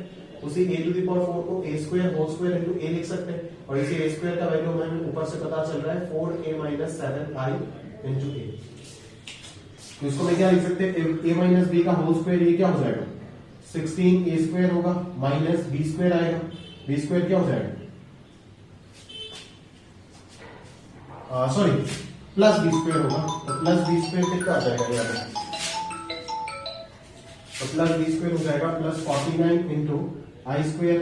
ठीक है, फिर माइनस ए बी आएगा, ये तो कॉम्पिटिटिव होगा ही, और माइनस बी ए हो जाएगा आई इंटू ए। ठीक है ना? और इसके साथ बाहर क्या रहेगा, ए रहेगा। यहाँ पे 16a स्क्वायर आ गया, तो 16a स्क्वायर की जगह पे आप वापस क्या चिपका दो, 7a minus 4a minus 7i चिपका दो। 49i स्क्वायर तो i के इक्वल ही होगा, 28a इंटू आई भी a होगा और i इंटू ए भी a होगा, तो ये नेट में 56a लिख सकता हूँ, और साथ में a इंटू है, तो यहाँ पे ये कितना आ रहा है 64a माइनस 7 इंटू 16 कितना हो जाएगा 112i plus 49i minus 56a, और बाहर में a से इंटू किया हुआ है। ठीक है, तो यहाँ पे 64a माइनस 56 है, यहाँ पे कितना आएगा 8a, और माइनस यहाँ पे कितना बचेगा, यहाँ पे आपके पास बच रहा है 51 और 12 दैट इज 63i बच रहा है, और इंटू a बाहर है। अभी हमें यहाँ से क्या करूंगा, डिस्ट्रीब्यूटिव प्रॉपर्टी लगा दूंगा ना, तो यहाँ पे डिस्ट्रीब्यूटिव प्रॉपर्टी लगा देता हूं, तो ये a इंटू a हो जाएगा, जो कि a स्क्वायर आएगा, इतना तोड़ने का जरूरत नहीं है, और 63i इंटू a आ जाएगा। डिस्ट्रीब्यूटिव प्रॉपर्टी ब्रैकेट में लिख देना, तो ये a स्क्वायर को वापस में चेंज करके क्या लिख सकता हूँ 4a माइनस 7i, और यहाँ पे आ जाएगा 63i इंटू a, तो a ही होगा, तो ये कितना आ जाएगा 32a माइनस 56i और माइनस 63a, तो यहाँ पे क्या आ रहा है 32 माइनस 63 हो जाएगा माइनस 31a माइनस 56i। ठीक है, तो अभी देखो कितना आसानी से आपके पास आ जाएगा। अभी आप a का वैल्यू पुट कर दो, आंसर आपके पास आ जाएगा, दैट इज 2 3 माइनस 1 2, और यहाँ पे माइनस 56 1 0 0 1। अभी आप मल्टीप्लिकेशन करो, करके ऐड कर दो दोनों को, a टू द पावर 5 का वैल्यू मिल जाएगा। तो यही हुआ कि इस रिजल्ट को यूज करते हुए हम a टू द पावर 5 निकालते हैं।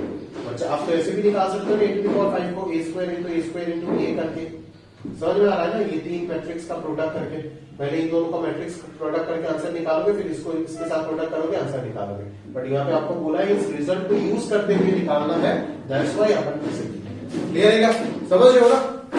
तो अगर आप चाहते हो, आपके पास समय है, तो दोनों तरीके से आंसर निकाल के आप मैच कर लेना, तो कंफर्म हो जाओगे। क्लियर है क्या, समझ रहे हो? अगला क्वेश्चन जो है वो भी सिमिलर पैटर्न में है, इस तरह का प्रॉब्लम बोर्ड एग्जाम में पूछे जाते हैं, ये प्रॉब्लम ठीक है, आप नोट कर लीजिएगा अच्छे से। अगला पैटर्न जो है ये भी आप खुद से करोगे, ठीक है ना, बट सेकंड वाला पार्ट में आपको हेल्प करूंगा जरूर।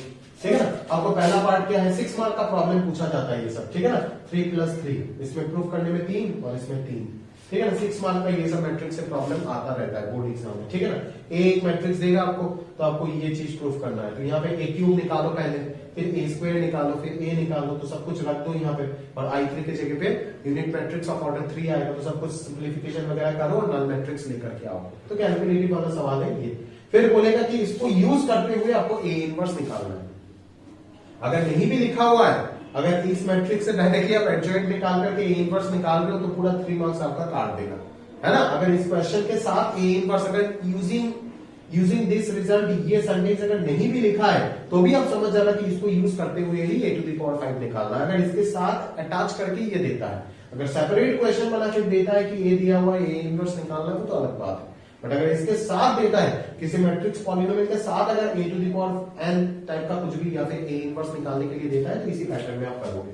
तो क्या हो जाएगा, फर्स्ट पार्ट तो आप कर लोगे, प्रूविंग वाला सेगमेंट है, और क्या करें, सेकेंड पार्ट देख लो।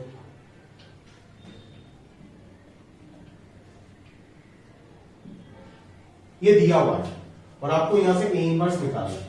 तो अगर ए इनवर्स निकालना है तो सबसे पहले ए इनवर्स का जरूरत होगा ना, तो मैं दोनों तरफ क्या कर देता हूं, ए इनवर्स के प्री मल्टीप्लाई कर देता हूं। कर सकते हैं आराम से, क्या दिक्कत है, ठीक है। इधर क्या आ जाएगा, ए इनवर्स डॉट 0 आ जाएगा। तो यहां से हमारे को डिस्ट्रीब्यूटिव प्रॉपर्टी क्या देगा, ठीक है ना,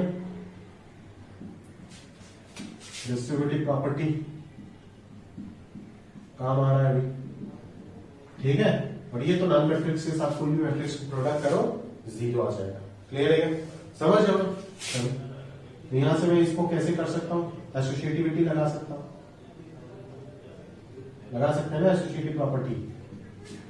ये तो डायरेक्टली आई आ गया और ए इनवर्स के साथ, आई के साथ कोई भी मैट्रिक्स प्रोडक्ट होगा तो वही मैट्रिक्स वापस आ जाएगा। तो ये क्या हो जाएगा, I into A square, A square ही रहेगा। आप अच्छे से तोड़ के लिख देना, तोड़ के लिखना पड़ेगा आपको बोर्ड एग्जाम में, नहीं तो नंबर नहीं मिलेगा।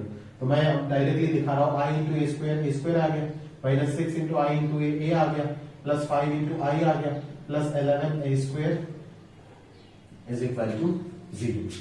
तो बस अभी हम ए इनवर्स निकाल दो, यहां से क्या आ जाएगा, ए इनवर्स आ जाएगा माइनस ए स्क्वायर प्लस 6 ए माइनस 5i, और यहाँ पे स्केलर क्या आ जाएगा 1/11। अभी ए स्क्वायर का वैल्यू आप यहाँ पे रखो, जो पहले आप निकाल रहे होंगे ना, फर्स्ट पार्ट को प्रूफ करने के लिए ए स्क्वायर निकाले होंगे, और ए तो आपको पता ही है। तो ये सारे के सारे मैट्रिक्स यहाँ पे आप रख दो, फिर सिंप्लीफिकेशन कर लो पहले क्वेश्चन की तरह, फिर आपके पास क्या आ जाएगा, ए इनवर्स आ जाएगा। तो यही होता है यूजिंग दिस रिजल्ट का एप्लीकेशन। सही है क्या, क्लियर है, यूजिंग दिस रिजल्ट का खास एप्लीकेशन यही होता है, ठीक है। इसमें और ज्यादा कोई वैरायटी खास ऐसा कुछ है नहीं, जो है मैंने आपको बता दिया, ठीक है। चलो आगे चलते हैं। नेक्स्ट क्वेश्चन क्या बोला है, B transpose A B is symmetric और skew symmetric according as A is symmetric और स्क्यू सिमेट्रिक। मतलब B transpose A B symmetric होगा जब ए सिमेट्रिक होगा, और B transpose A B skew symmetric होगा जब ए स्क्यू सिमेट्रिक होगा। ये प्रॉपर्टी में भी लिखा हुआ था। चलो अभी क्वेश्चन के फॉर्मेट में आगे तो करा देता हूं, ठीक है। तो we have B ट्रांसपोज, अगर ये सिमेट्रिक है या स्क्यू सिमेट्रिक है और कब है वो चेक करने के लिए सबसे पहले इसका क्या करना पड़ेगा, ट्रांसपोज निकालना पड़ेगा। तो इसका ट्रांसपोज क्या आएगा, B ट्रांसपोज A ट्रांसपोज और B ट्रांसपोज का होल ट्रांसपोज। तो यहाँ पे क्या आ जाएगा, B ट्रांसपोज आएगा, A ट्रांसपोज आएगा और ये तो B हो जाएगा, ठीक है ना। अभी अगर मैं यहाँ पे A ट्रांसपोज को A लिखता हूं तो मैं क्या लिखूंगा, क्या कंसीडर करूंगा, A ट्रांसपोज का वैल्यू A कंसीडर करूंगा। और अगर मैं A ट्रांसपोज को माइनस A लिखता हूं तो मैं क्या कंसीडर करूंगा, A ट्रांसपोज को माइनस A कंसीडर करूंगा, ठीक है ना। तो यहां से हमारे पास क्या आ गया, B ट्रांसपोज A B आ गया। A ट्रांसपोज A होने का मतलब क्या है कि A इज सिमेट्रिक मैट्रिक्स, और minus B transpose A B होने का मतलब क्या है कि A जो हो गया वो क्या हो गया, स्क्यू सिमेट्रिक मैट्रिक्स हो गया। ये क्या हो गया, स्क्यू सिमेट्रिक मैट्रिक्स हो गया। तो यहां से कंक्लूजन क्या मिलता है, therefore B transpose AB whole transpose is equal to B transpose AB if A is symmetric matrix, if A is symmetric matrix and B transpose AB का whole transpose जो है तो माइनस ऑफ दैट के equal आ गया जब आपका A skew symmetric हुआ। यहीं से तो प्रूफ हो जाता है ना कि B transpose A B symmetric तभी होगा जब A सिमेट्रिक होता है, और स्क्यू सिमेट्रिक तभी होगा जब स्क्यू सिमेट्रिक होगा ऑन A, ठीक है। यहां से आप कंक्लूजन दे हो जाएगा। अगला प्रॉब्लम एक सिंपल सा प्रॉब्लम है कि matrix capital X has A plus B rows. X में A प्लस B रो है और A प्लस 2 कॉलम है, और Y जो मैट्रिक्स है उसमें B प्लस 1 रो है और A प्लस 3 कॉलम है। बोल रहा है XY और YX दोनों एग्जिस्ट कर रहा है। अगर XY एग्जिस्ट करता है तो कब एग्जिस्ट करेगा, जब पहले वाले का नंबर ऑफ कॉलम दूसरे वाले का रो के साथ इक्वल होगा, that is A plus 2 equal to B plus 1। और YX अगर एग्जिस्ट करता है तो क्या होगा, जब Y का नंबर ऑफ कॉलम X के नंबर ऑफ रो के साथ इक्वल होगा, that is A plus B equal to A plus 3। तो यहां से आप अच्छे से लिख करके कर लीजिएगा। मैं A कैंसिल करके B3 मिल गया, और B3 अगर यहां पे डाल देंगे तो 4 - 2 A का वैल्यू 2 आ गया। तो A और B मिल चुका है, सिंपल सा क्वेश्चन है, ठीक है। 1 मार्क का इस तरीके का क्वेश्चन पूछा जा सकता है ना। Can you say XY and YX are same, X Y का एक्स का ऑर्डर क्या आया देखो, ए प्लस बी 5 क्रॉस 4 आया, और वाई का क्या आया बी 4 क्रॉस 5 आया। तो अगर ये 4 क्रॉस 5 है, ये अगर 5 क्रॉस 4 है, तो दोनों का भी इक्वल हो पाएगा क्या? नहीं हो पाएगा, क्योंकि दोनों को इक्वल होने के लिए दोनों का ऑर्डर सबसे पहले सेम होना पड़ेगा। अभी ऑर्डर ही अगर सेम नहीं है तो दोनों का भी इक्वल हो ही नहीं पाएगा, answer will be no. Clear है क्या? समझ लो मेरी बात। लास्ट क्वेश्चन करते चलो।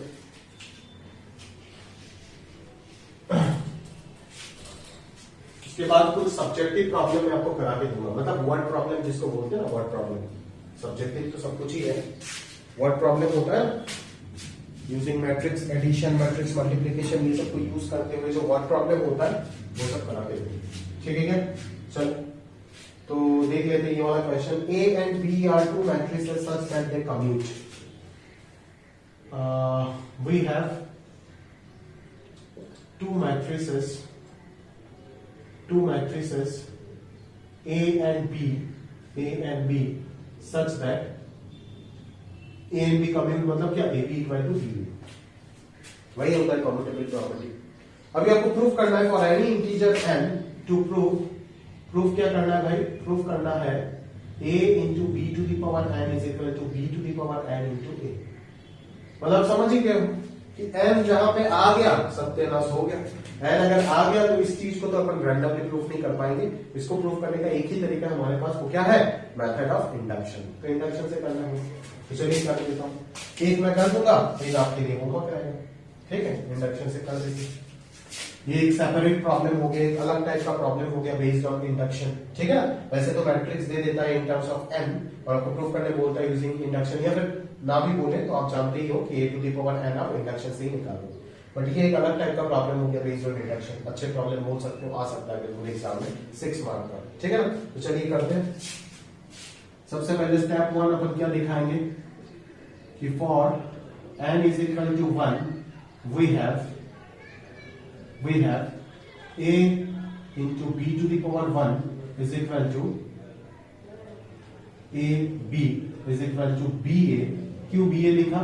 Since ab is equal to ba is given to us, और इसी को मैं b to the power 1 into a लिख सकता हूं। Therefore the given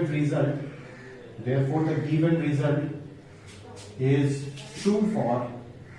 true for n बराबर 1। तो n इक्वल टू 1 के लिए ये रिजल्ट ट्रू हो गया। स्टेप 2 में हम क्या करते हैं? स्टेप 2 में हम इक्वल मान लेते हैं, है ना? ट्रू मान लेते हैं for n is equal to any natural number k। ठीक है ना? Let the result be true for any natural number k such that a into b to the power k is equal to b to the power k into a। अभी हमें proof क्या करना है? k plus 1 के लिए proof करना है। ठीक है? Now a into b to the power k plus 1 क्या है वो निकालो।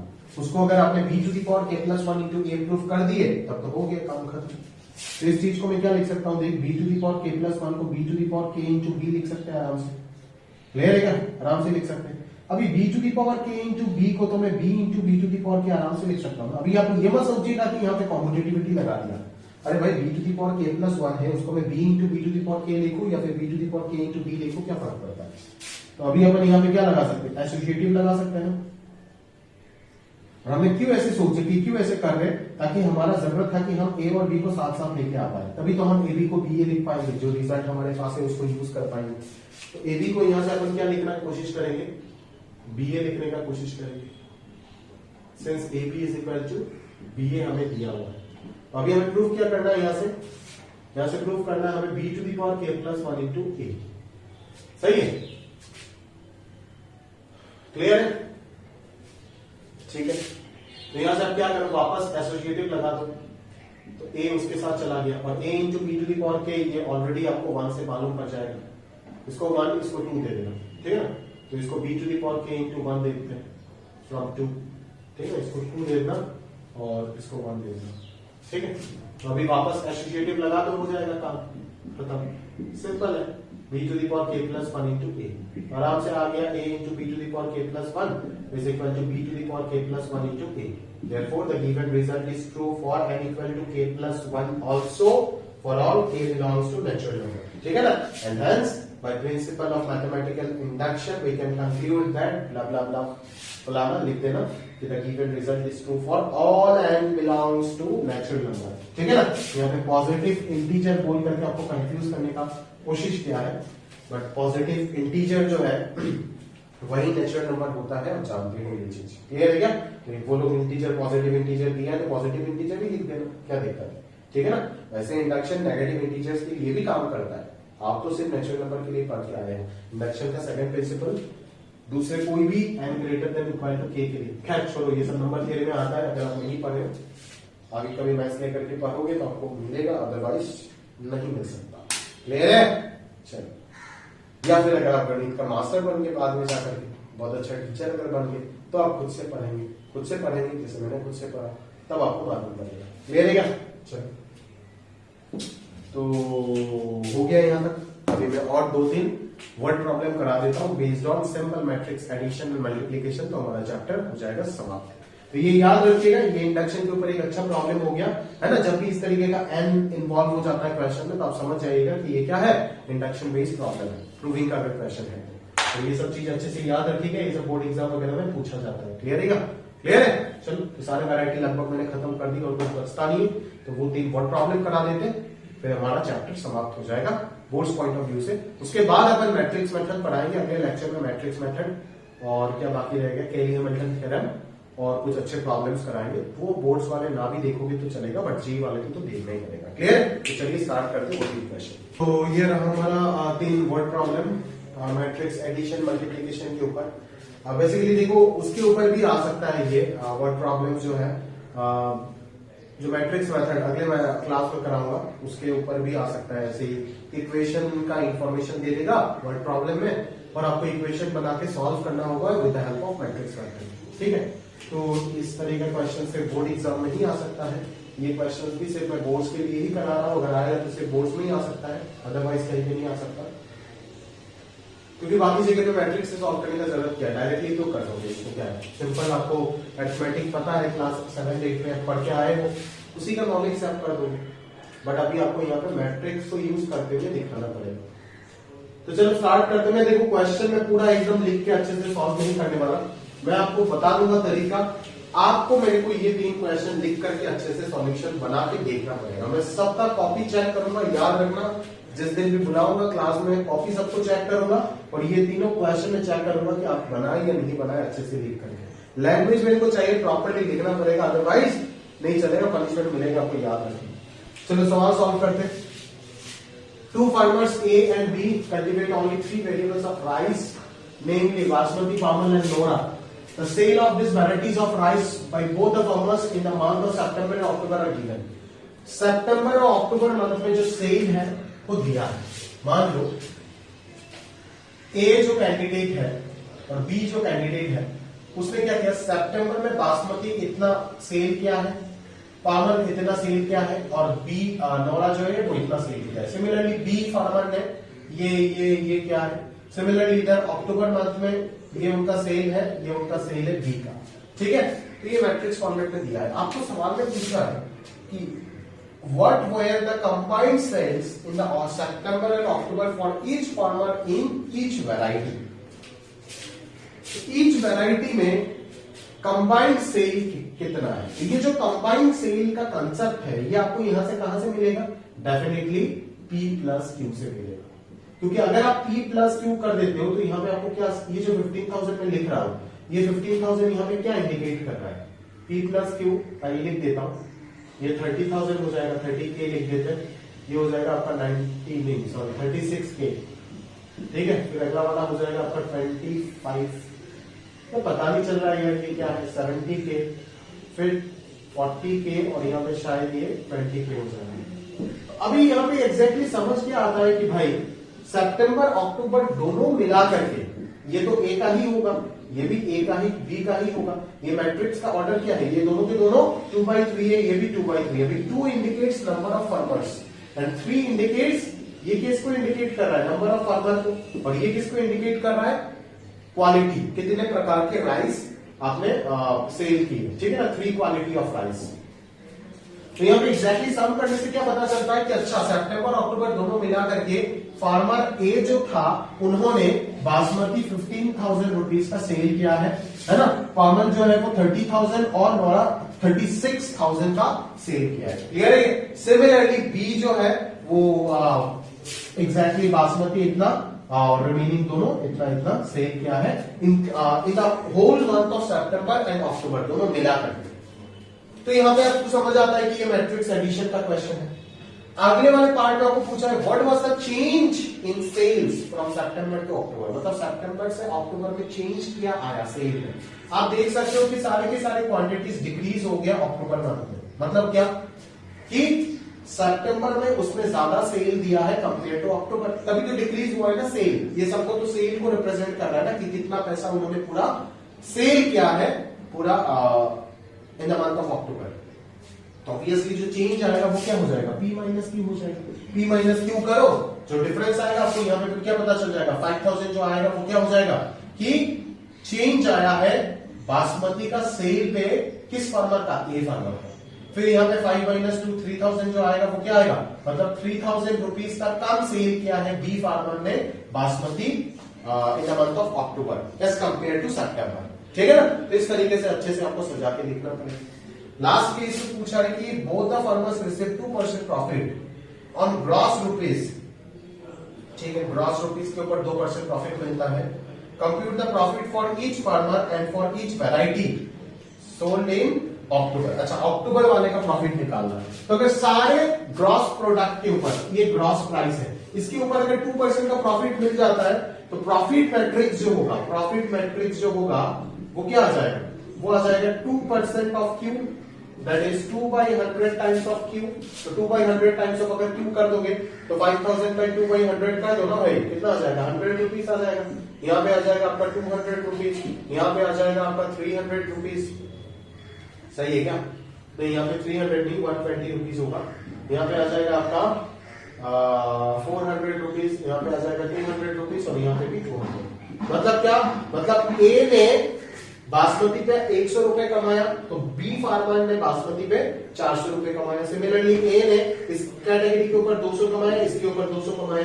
ए ने इस कैटेगरी के ऊपर 120 कमाया तो बी ने इस कैटेगरी के ऊपर 200 रुपीज कमाया। तो वही तो आपको निकालना था ना थर्ड केस में। Compute the profit for each farmer and for each variety. Each farmer का ईच वैरायटी निकालना, मतलब एक्जैक्टली 6 आंसर आपको निकालना है sold in the month of October. Similarly आपको सितंबर में भी पूछा जा सकता है।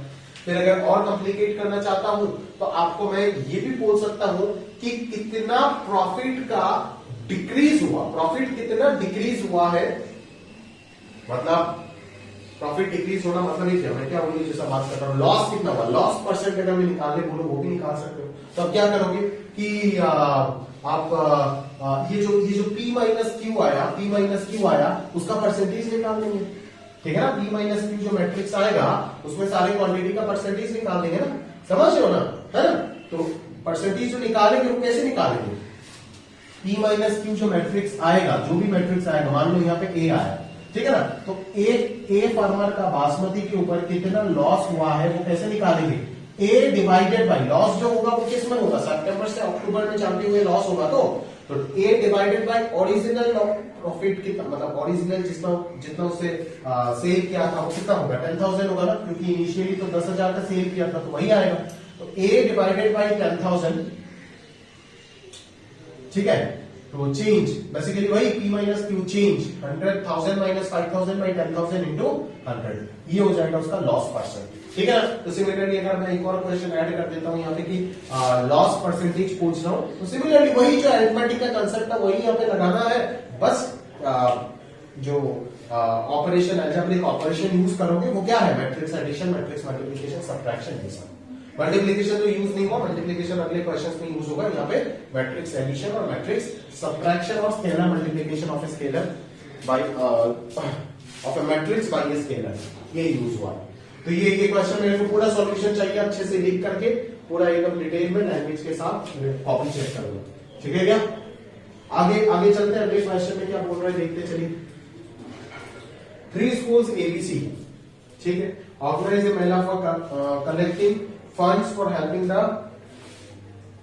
क्या रिहेबिलिटेशन, अच्छा, of food victims. They sold hand hand made fans, मेरे को समझ नहीं आ रहा है। मैट्स एंड प्लेट्स, अच्छा ठीक है। Recycle material at A cost of, अच्छा ये एक मुद्दे का चीज है, बाकी इंग्लिश है, फालतू है छोड़ो। ₹25, ₹100 और ₹50 ईच, तीनों कैटेगरी में, ठीक है ना। और ये एक और मैट्रिक्स दिया है, तो आपको बोलता है कि find the funds collected by each school. Each school ने कितना फंड कलेक्ट किया वो निकालना है, और टोटल फंड कितना है वो निकालना है। तो सिंपल सा क्वेश्चन हो गया, देखो सिंपल है तो क्वेश्चन, ज्यादा कॉम्प्लिकेटेड नहीं है। कि आपको यहाँ पे एक मैट्रिक्स बना सकते हो आप, है ना, एक 3x3 मैट्रिक्स बना सकते हो। यहाँ पे क्या आएगा, ये 3 कैटेगरी आ जाएगा, और यहाँ पे क्या आ जाएगा, पार्टिसिपेटिंग स्कूल्स आ जाएगा, ठीक है ना। तो इसमें 40, ये क्या दिया हुआ है, हैंड फैन कितना है, 40 है, ठीक है, ये 50 है, और प्लेट है 20, ए स्कूल ने कलेक्ट किया है, और ये बी स्कूल का है, और ये सी स्कूल का कितना है, सी स्कूल का है इतना, ठीक है। अभी अगर मुझे ईच स्कूल का फंड निकालना है कि कितना कलेक्ट किया है, तो कॉस्ट से मल्टीप्लाई करेगा, है ना। तो ये क्या हो जाएगा, ये हो जाएगा कॉस्ट मैट्रिक्स। ये कौन सा मैट्रिक्स हो जाएगा, कॉस्ट मैट्रिक्स। बट ये जो कॉस्ट मैट्रिक्स में रखूंगा, ये क्या रखूंगा कि तीनों के लिए था ना, पहले कौन है, हैंड फैन के लिए कितना है कॉस्ट, ₹25। आगे मैट के लिए कितना है, ₹100, और अगले वाले के लिए ₹50। मैंने क्यों इसको 3x1 बनाया, देखो 3x1 ही बनाना पड़ेगा ना, क्योंकि मेरे पास 3 ही अलग इंफॉर्मेशन है। तो cost matrix must be A 3x1 matrix, ठीक है ना, तभी तो मल्टीप्लिकेशन के लिए पॉसिबल होगा। तो मैट जो आप निकालते हो, आप सोचो ना अरिथमेटिक में आप अगर मैट्रिक्स यूज करके नहीं होता तो कैसे निकालते, इसको इसके साथ मल्टीप्लाई करते, इसको इसके साथ मल्टीप्लाई करते, इसको इसके साथ मल्टीप्लाई करते, ठीक है ना। अच्छा, अरे रुको, यहाँ पे तो बोला है find the funds collected by each school. Each school का फंड अगर मुझे निकालना है, तो यहाँ पे तो अगर मैं मल्टीप्लाई करूंगा तो मेरे पास जो आएगा वो क्या आएगा, मेरे पास तो यहाँ पे हैंड फैन का टोटल कैटेगरी आएगा, ठीक है ना, हैंड फैन का टोटल कैटेगरी आएगा। हाँ तब तो मुझे, हाँ तब तो ऐसे करने से नहीं चलेगा ना। अगर मुझे ए का पूरा पूरा फंड चाहिए होगा, तब तो कॉस्ट मैट्रिक्स 3x1 बनाने से नहीं होगा, क्योंकि 3x1 बनाने से मल्टीप्लिकेशन कैसे होगा, 40 × 25 + 25 × 100 + 35 × 50। ये तो आ जाएगा हैंड फैन का टोटल, क्योंकि ये अल्टीमेटली क्या आएगा, एक 3x1 मैट्रिक्स ही तो आएगा ना प्रोडक्ट होके। तो यहाँ पे हैंड फैन आ जाएगा, यहाँ पे टोटल मैट के लिए कितना कलेक्शन हुआ है, और यहाँ पे कितना। अगर मेरे को बोलता कि टोटल हैंड फैन के लिए तीनों स्कूल मिला के कितना कलेक्शन किया है, तब मैं इन दोनों को मल्टीप्लाई करता, फिर मैट के लिए निकालता और सिमिलरली प्लेट के लिए निकालता। बट यहाँ पे आपको ईच स्कूल वाइज बोला है निकालने के लिए। अगर स्कूल वाइज बोला है निकालने के लिए, तो ऑब्वियसली आप इसको एक 1/3 मैट्रिक्स बनाओगे। ये जो कॉस्ट मैट्रिक्स आपका बनेगा, ये क्या बनेगा, डेफिनेटली 1/3 मैट्रिक्स बनेगा, क्योंकि 1/3 के साथ जब 3/3 मल्टीप्लाई होगा तभी तो 1/3 आंसर आएगा ना। और 1/3 अगर आएगा तो 3 कॉलम होगा, 3 कॉलम मतलब क्या, ये आएगा ए बी सी का टोटल कलेक्शन, ठीक है। तो अभी क्या होगा, अगर मैं इसको मल्टीप्लाई करता हूं, इस मैट्रिक्स के साथ इसको मल्टीप्लाई करता हूं, तो आ जाएगा मेरे पास रिक्वायर्ड आंसर 25 × 40 + 100 × 50 + 50 × 20। क्लियर है क्या, ये आ जाएगा पूरा फर्स्ट कॉलम जो ए का कलेक्शन है ना। 25 × 40 + 100 × 50 + 50 × 20 आ जाएगा यहाँ पे। फिर 25 × 25 + 100 × 40 + 50 × 30 आ जाएगा यहाँ पे। सिमिलरली सी आ जाएगा यहाँ पे। तो ये मेरे को क्या मिलेगा, ये जो 1/3 मैट्रिक्स है, ये मेरे को क्या इंफॉर्मेशन देगा कि ए स्कूल ने कितना फंड कलेक्ट किया, बी ने कितना कलेक्ट किया है, सी ने कितना कलेक्ट किया है। और फिर मेरे को पूछा गया है यहाँ पे कि also find the total fund. Total fund क्या हो जाएगा, तीनों का समेशन हो जाएगा। बट अगर मेरे को ये पूछा जाता कि हैंड फैन के अगेंस्ट कितना फंड कलेक्ट हुआ है बाय द 3 स्कूल, तब मैं ऐसे ही करता, ठीक है। तो यहाँ पे आपको समझना पड़ेगा कि कब आपको 3x1 मैट्रिक्स बना के इसके साथ प्रोडक्ट करना है, और कब आपको 1/3 मैट्रिक्स। और 1/3 मैट्रिक्स बना के मैं आगे क्यों लेके गया, क्योंकि अगर 1/3 मैट्रिक्स को मैं पोस्ट मल्टीप्लाई करना चाहता हूं, इसको तो पॉसिबल नहीं है। 1/3 से आप इसको प्री मल्टीप्लाई ही कर सकते हो, और कोई रास्ता है नहीं। क्लियर है, क्योंकि ये 3 से होना पड़ेगा। क्लियर है, तो ये हो गया पूरा क्वेश्चन का सिग्निफिकेंस। समझिएगा अच्छे से, एंड देन पूरा सॉल्यूशन बना करके लिख के आइएगा। चलो आगे बढ़ते हैं, आगे बढ़ते चलो।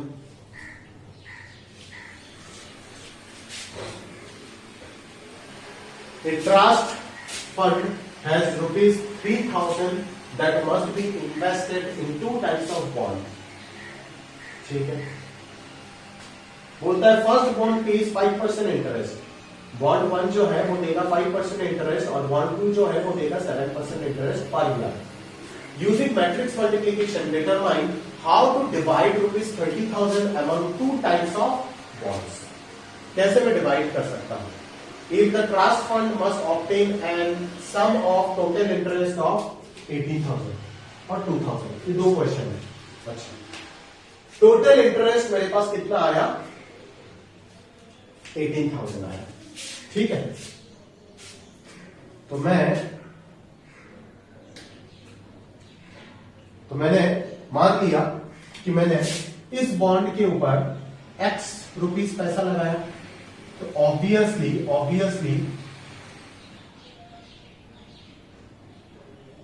हाँ, ट्रस्ट फंड ने इस बॉन्ड के ऊपर x रुपीस खर्च किया, तो ऑब्वियसली उसके पास टोटल 3,000 था, तो इसके ऊपर 3,000 माइनस x रुपीस ही खर्च करेगा.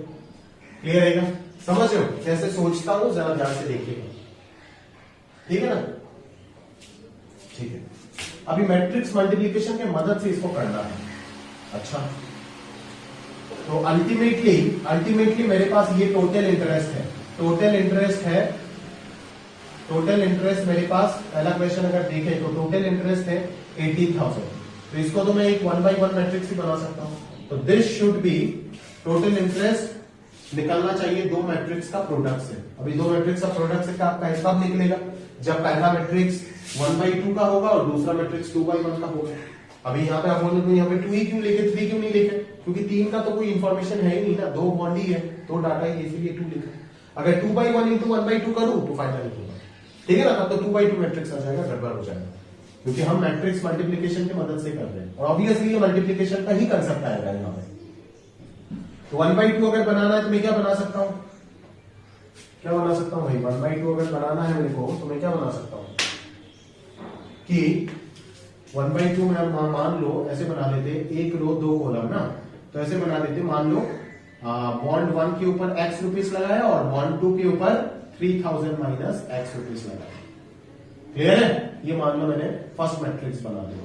ठीक है, ऑब्वियसली सेकंड वाला 2 by 1 होगा, तो मैं ये सेकंड वाले में मैं क्या लिखूंगा कि परसेंटेज है ना, रेट ऑफ इंटरेस्ट मैट्रिक्स हो गया. रेट ऑफ इंटरेस्ट जितना देना है, मान लो यहाँ पे मैं इसको कंसीडर कर लिया बॉन्ड 1 और इधर कंसीडर कर लिया बॉन्ड 2. बॉन्ड 1 दे रहा है 5% और ये दे रहा है 7%. क्लियर है क्या? तो टोटल ये क्या हो जाएगा? x 3,000 माइनस x, और ये कितना आ जाएगा? 5% मतलब 5 by 100 और ये 7 by 100. तो दोनों का प्रोडक्ट कर लो तो आपके पास आंसर जो आएगा वो क्या आ जाएगा? 5 by 100 x plus 3,000 minus x into 7 by 100. तो ये क्या आएगा? ये अल्टीमेटली एक 1 by मैट्रिक्स ही होगा. क्लियर है क्या? समझ रहे हो? और इस 1 by मैट्रिक्स को इस 1 by मैट्रिक्स के साथ अगर इक्वल करना है, therefore by equality of matrix आपको क्या मिलता है? ये मिलता है ना आपको? अरे बोलो ना भाई, ये मिलता है नहीं मिलता है? मिलता है ना. ये यहाँ से सॉल्व करके x निकाल दो, x निकाल करके x आ जाएगा, तो पता चल जाएगा बॉन्ड 1 में कितना पैसा लगाया और 3,000 माइनस x से पता चल जाएगा कि बॉन्ड 2 में कितना पैसा लगाया, सच दैट टोटल इंटरेस्ट उसको 18,000 मिल रहा. अभी अगर टोटल इंटरेस्ट 2,000 मिल रहा है तो यहाँ पे बस 18,000 की जगह पे 2,000 आ जाएगा. सॉल्व कर दो, x निकाल दो, ये दोनों आ जाएगा. तो उसके अकॉर्डिंग पता चल जाएगा कि अगर टोटल इंटरेस्ट 2,000 चाहिए तो बॉन्ड 1 पे कितना पैसा लगाया और बॉन्ड 2 पे कितना पैसा लगाया. ठीक है ना? क्लियर है? समझ जाइएगा. ये सारी तीनों प्रॉब्लम मैंने सॉल्व तो कर दिया, पूरा तरीका बता दिया, बट अभी फाइनल सॉल्यूशन एंड पूरा कंप्लीट सॉल्यूशन विद लैंग्वेज मेरे को चाहिए आपकी कॉपी में, जो मैं चेक करूंगा. ठीक है? तो यहां तक सफिशिएंट है ना? Board JEE complete syllabus up to J advance complete हो गया. ठीक है ना? सिर्फ कुछ स्पेसिफिक पार्ट बाकी है जो बोर्ड्स वाले अगर नहीं भी देखेंगे तो भी चलेगा. ठीक है ना? जैसे कि मान लो कुछ अच्छे क्वेश्चंस कराऊंगा, एकदम बढ़िया क्वेश्चंस. ऐसे तो बहुत अच्छे क्वेश्चंस कराए थियरी के साथ साथ, बट उससे भी अगर ऊपर लेवल का कुछ है तो और कुछ अच्छा क्वेश्चंस कराऊंगा, क्योंकि मेरा मन है कराने का. इसीलिए फिर सिस्टम ऑफ इक्वेशन जो है यूजिंग मैट्रिक्स मेथड, ये आर्टिकल पढ़ाऊंगा, जो कि इस बार ऐसे तो ये टॉपिक बोर्ड में होता है, हर साल बोर्ड में होता है, बट इस बार को सिलेबस से हटा दिया. तो अगर बोर्ड वाले देखना चाहते हो लेक्चर 6 तो देखो, अदरवाइज ना देखने से भी चलेगा. और उसके बाद में लास्ट में हमारा केली हैमिल्टन थ्योरम, जो ट्रेस का कंसेप्ट है एंड कैरेक्टरिस्टिक्स इक्वेशन, ये कंसेप्ट दिखाऊंगा। तो ये 2 कंसेप्ट पढ़ाएंगे अगले क्लास में और कुछ अच्छे क्वेश्चंस कराएंगे तो ये पूरा चैप्टर कंप्लीट हो। फिर अब शीट करो, सफिशिएंट है, उससे ज्यादा कोई जरूरत है नहीं। क्लियर है क्या? शीट पूरा कंप्लीट करो, मोर देन सफिशिएंट। तो आज का लेक्चर तो यहीं पे समाप्त हुआ हमारा, है ना? सारी चीज हो गया, कंप्लीट है। और नेक्स्ट अपन मिलेंगे अगले लेक्चर में, जो आखिरी लेक्चर होगा, एंड देन स्टार्ट होगा हमारा वेक्टर्स, 3D प्रोबेबिलिटी कंप्लीट हो जाएगा। क्लियर है क्या? तो आज के लिए यहां तक समाप्त करते हैं। जो भी समझ नहीं आया पूछते जाइएगा, नोट्स बनाइए अच्छे से और अपना होमवर्क रेगुलरली करते जाइए। क्लियर है? आज के लिए यहां तक अलविदा।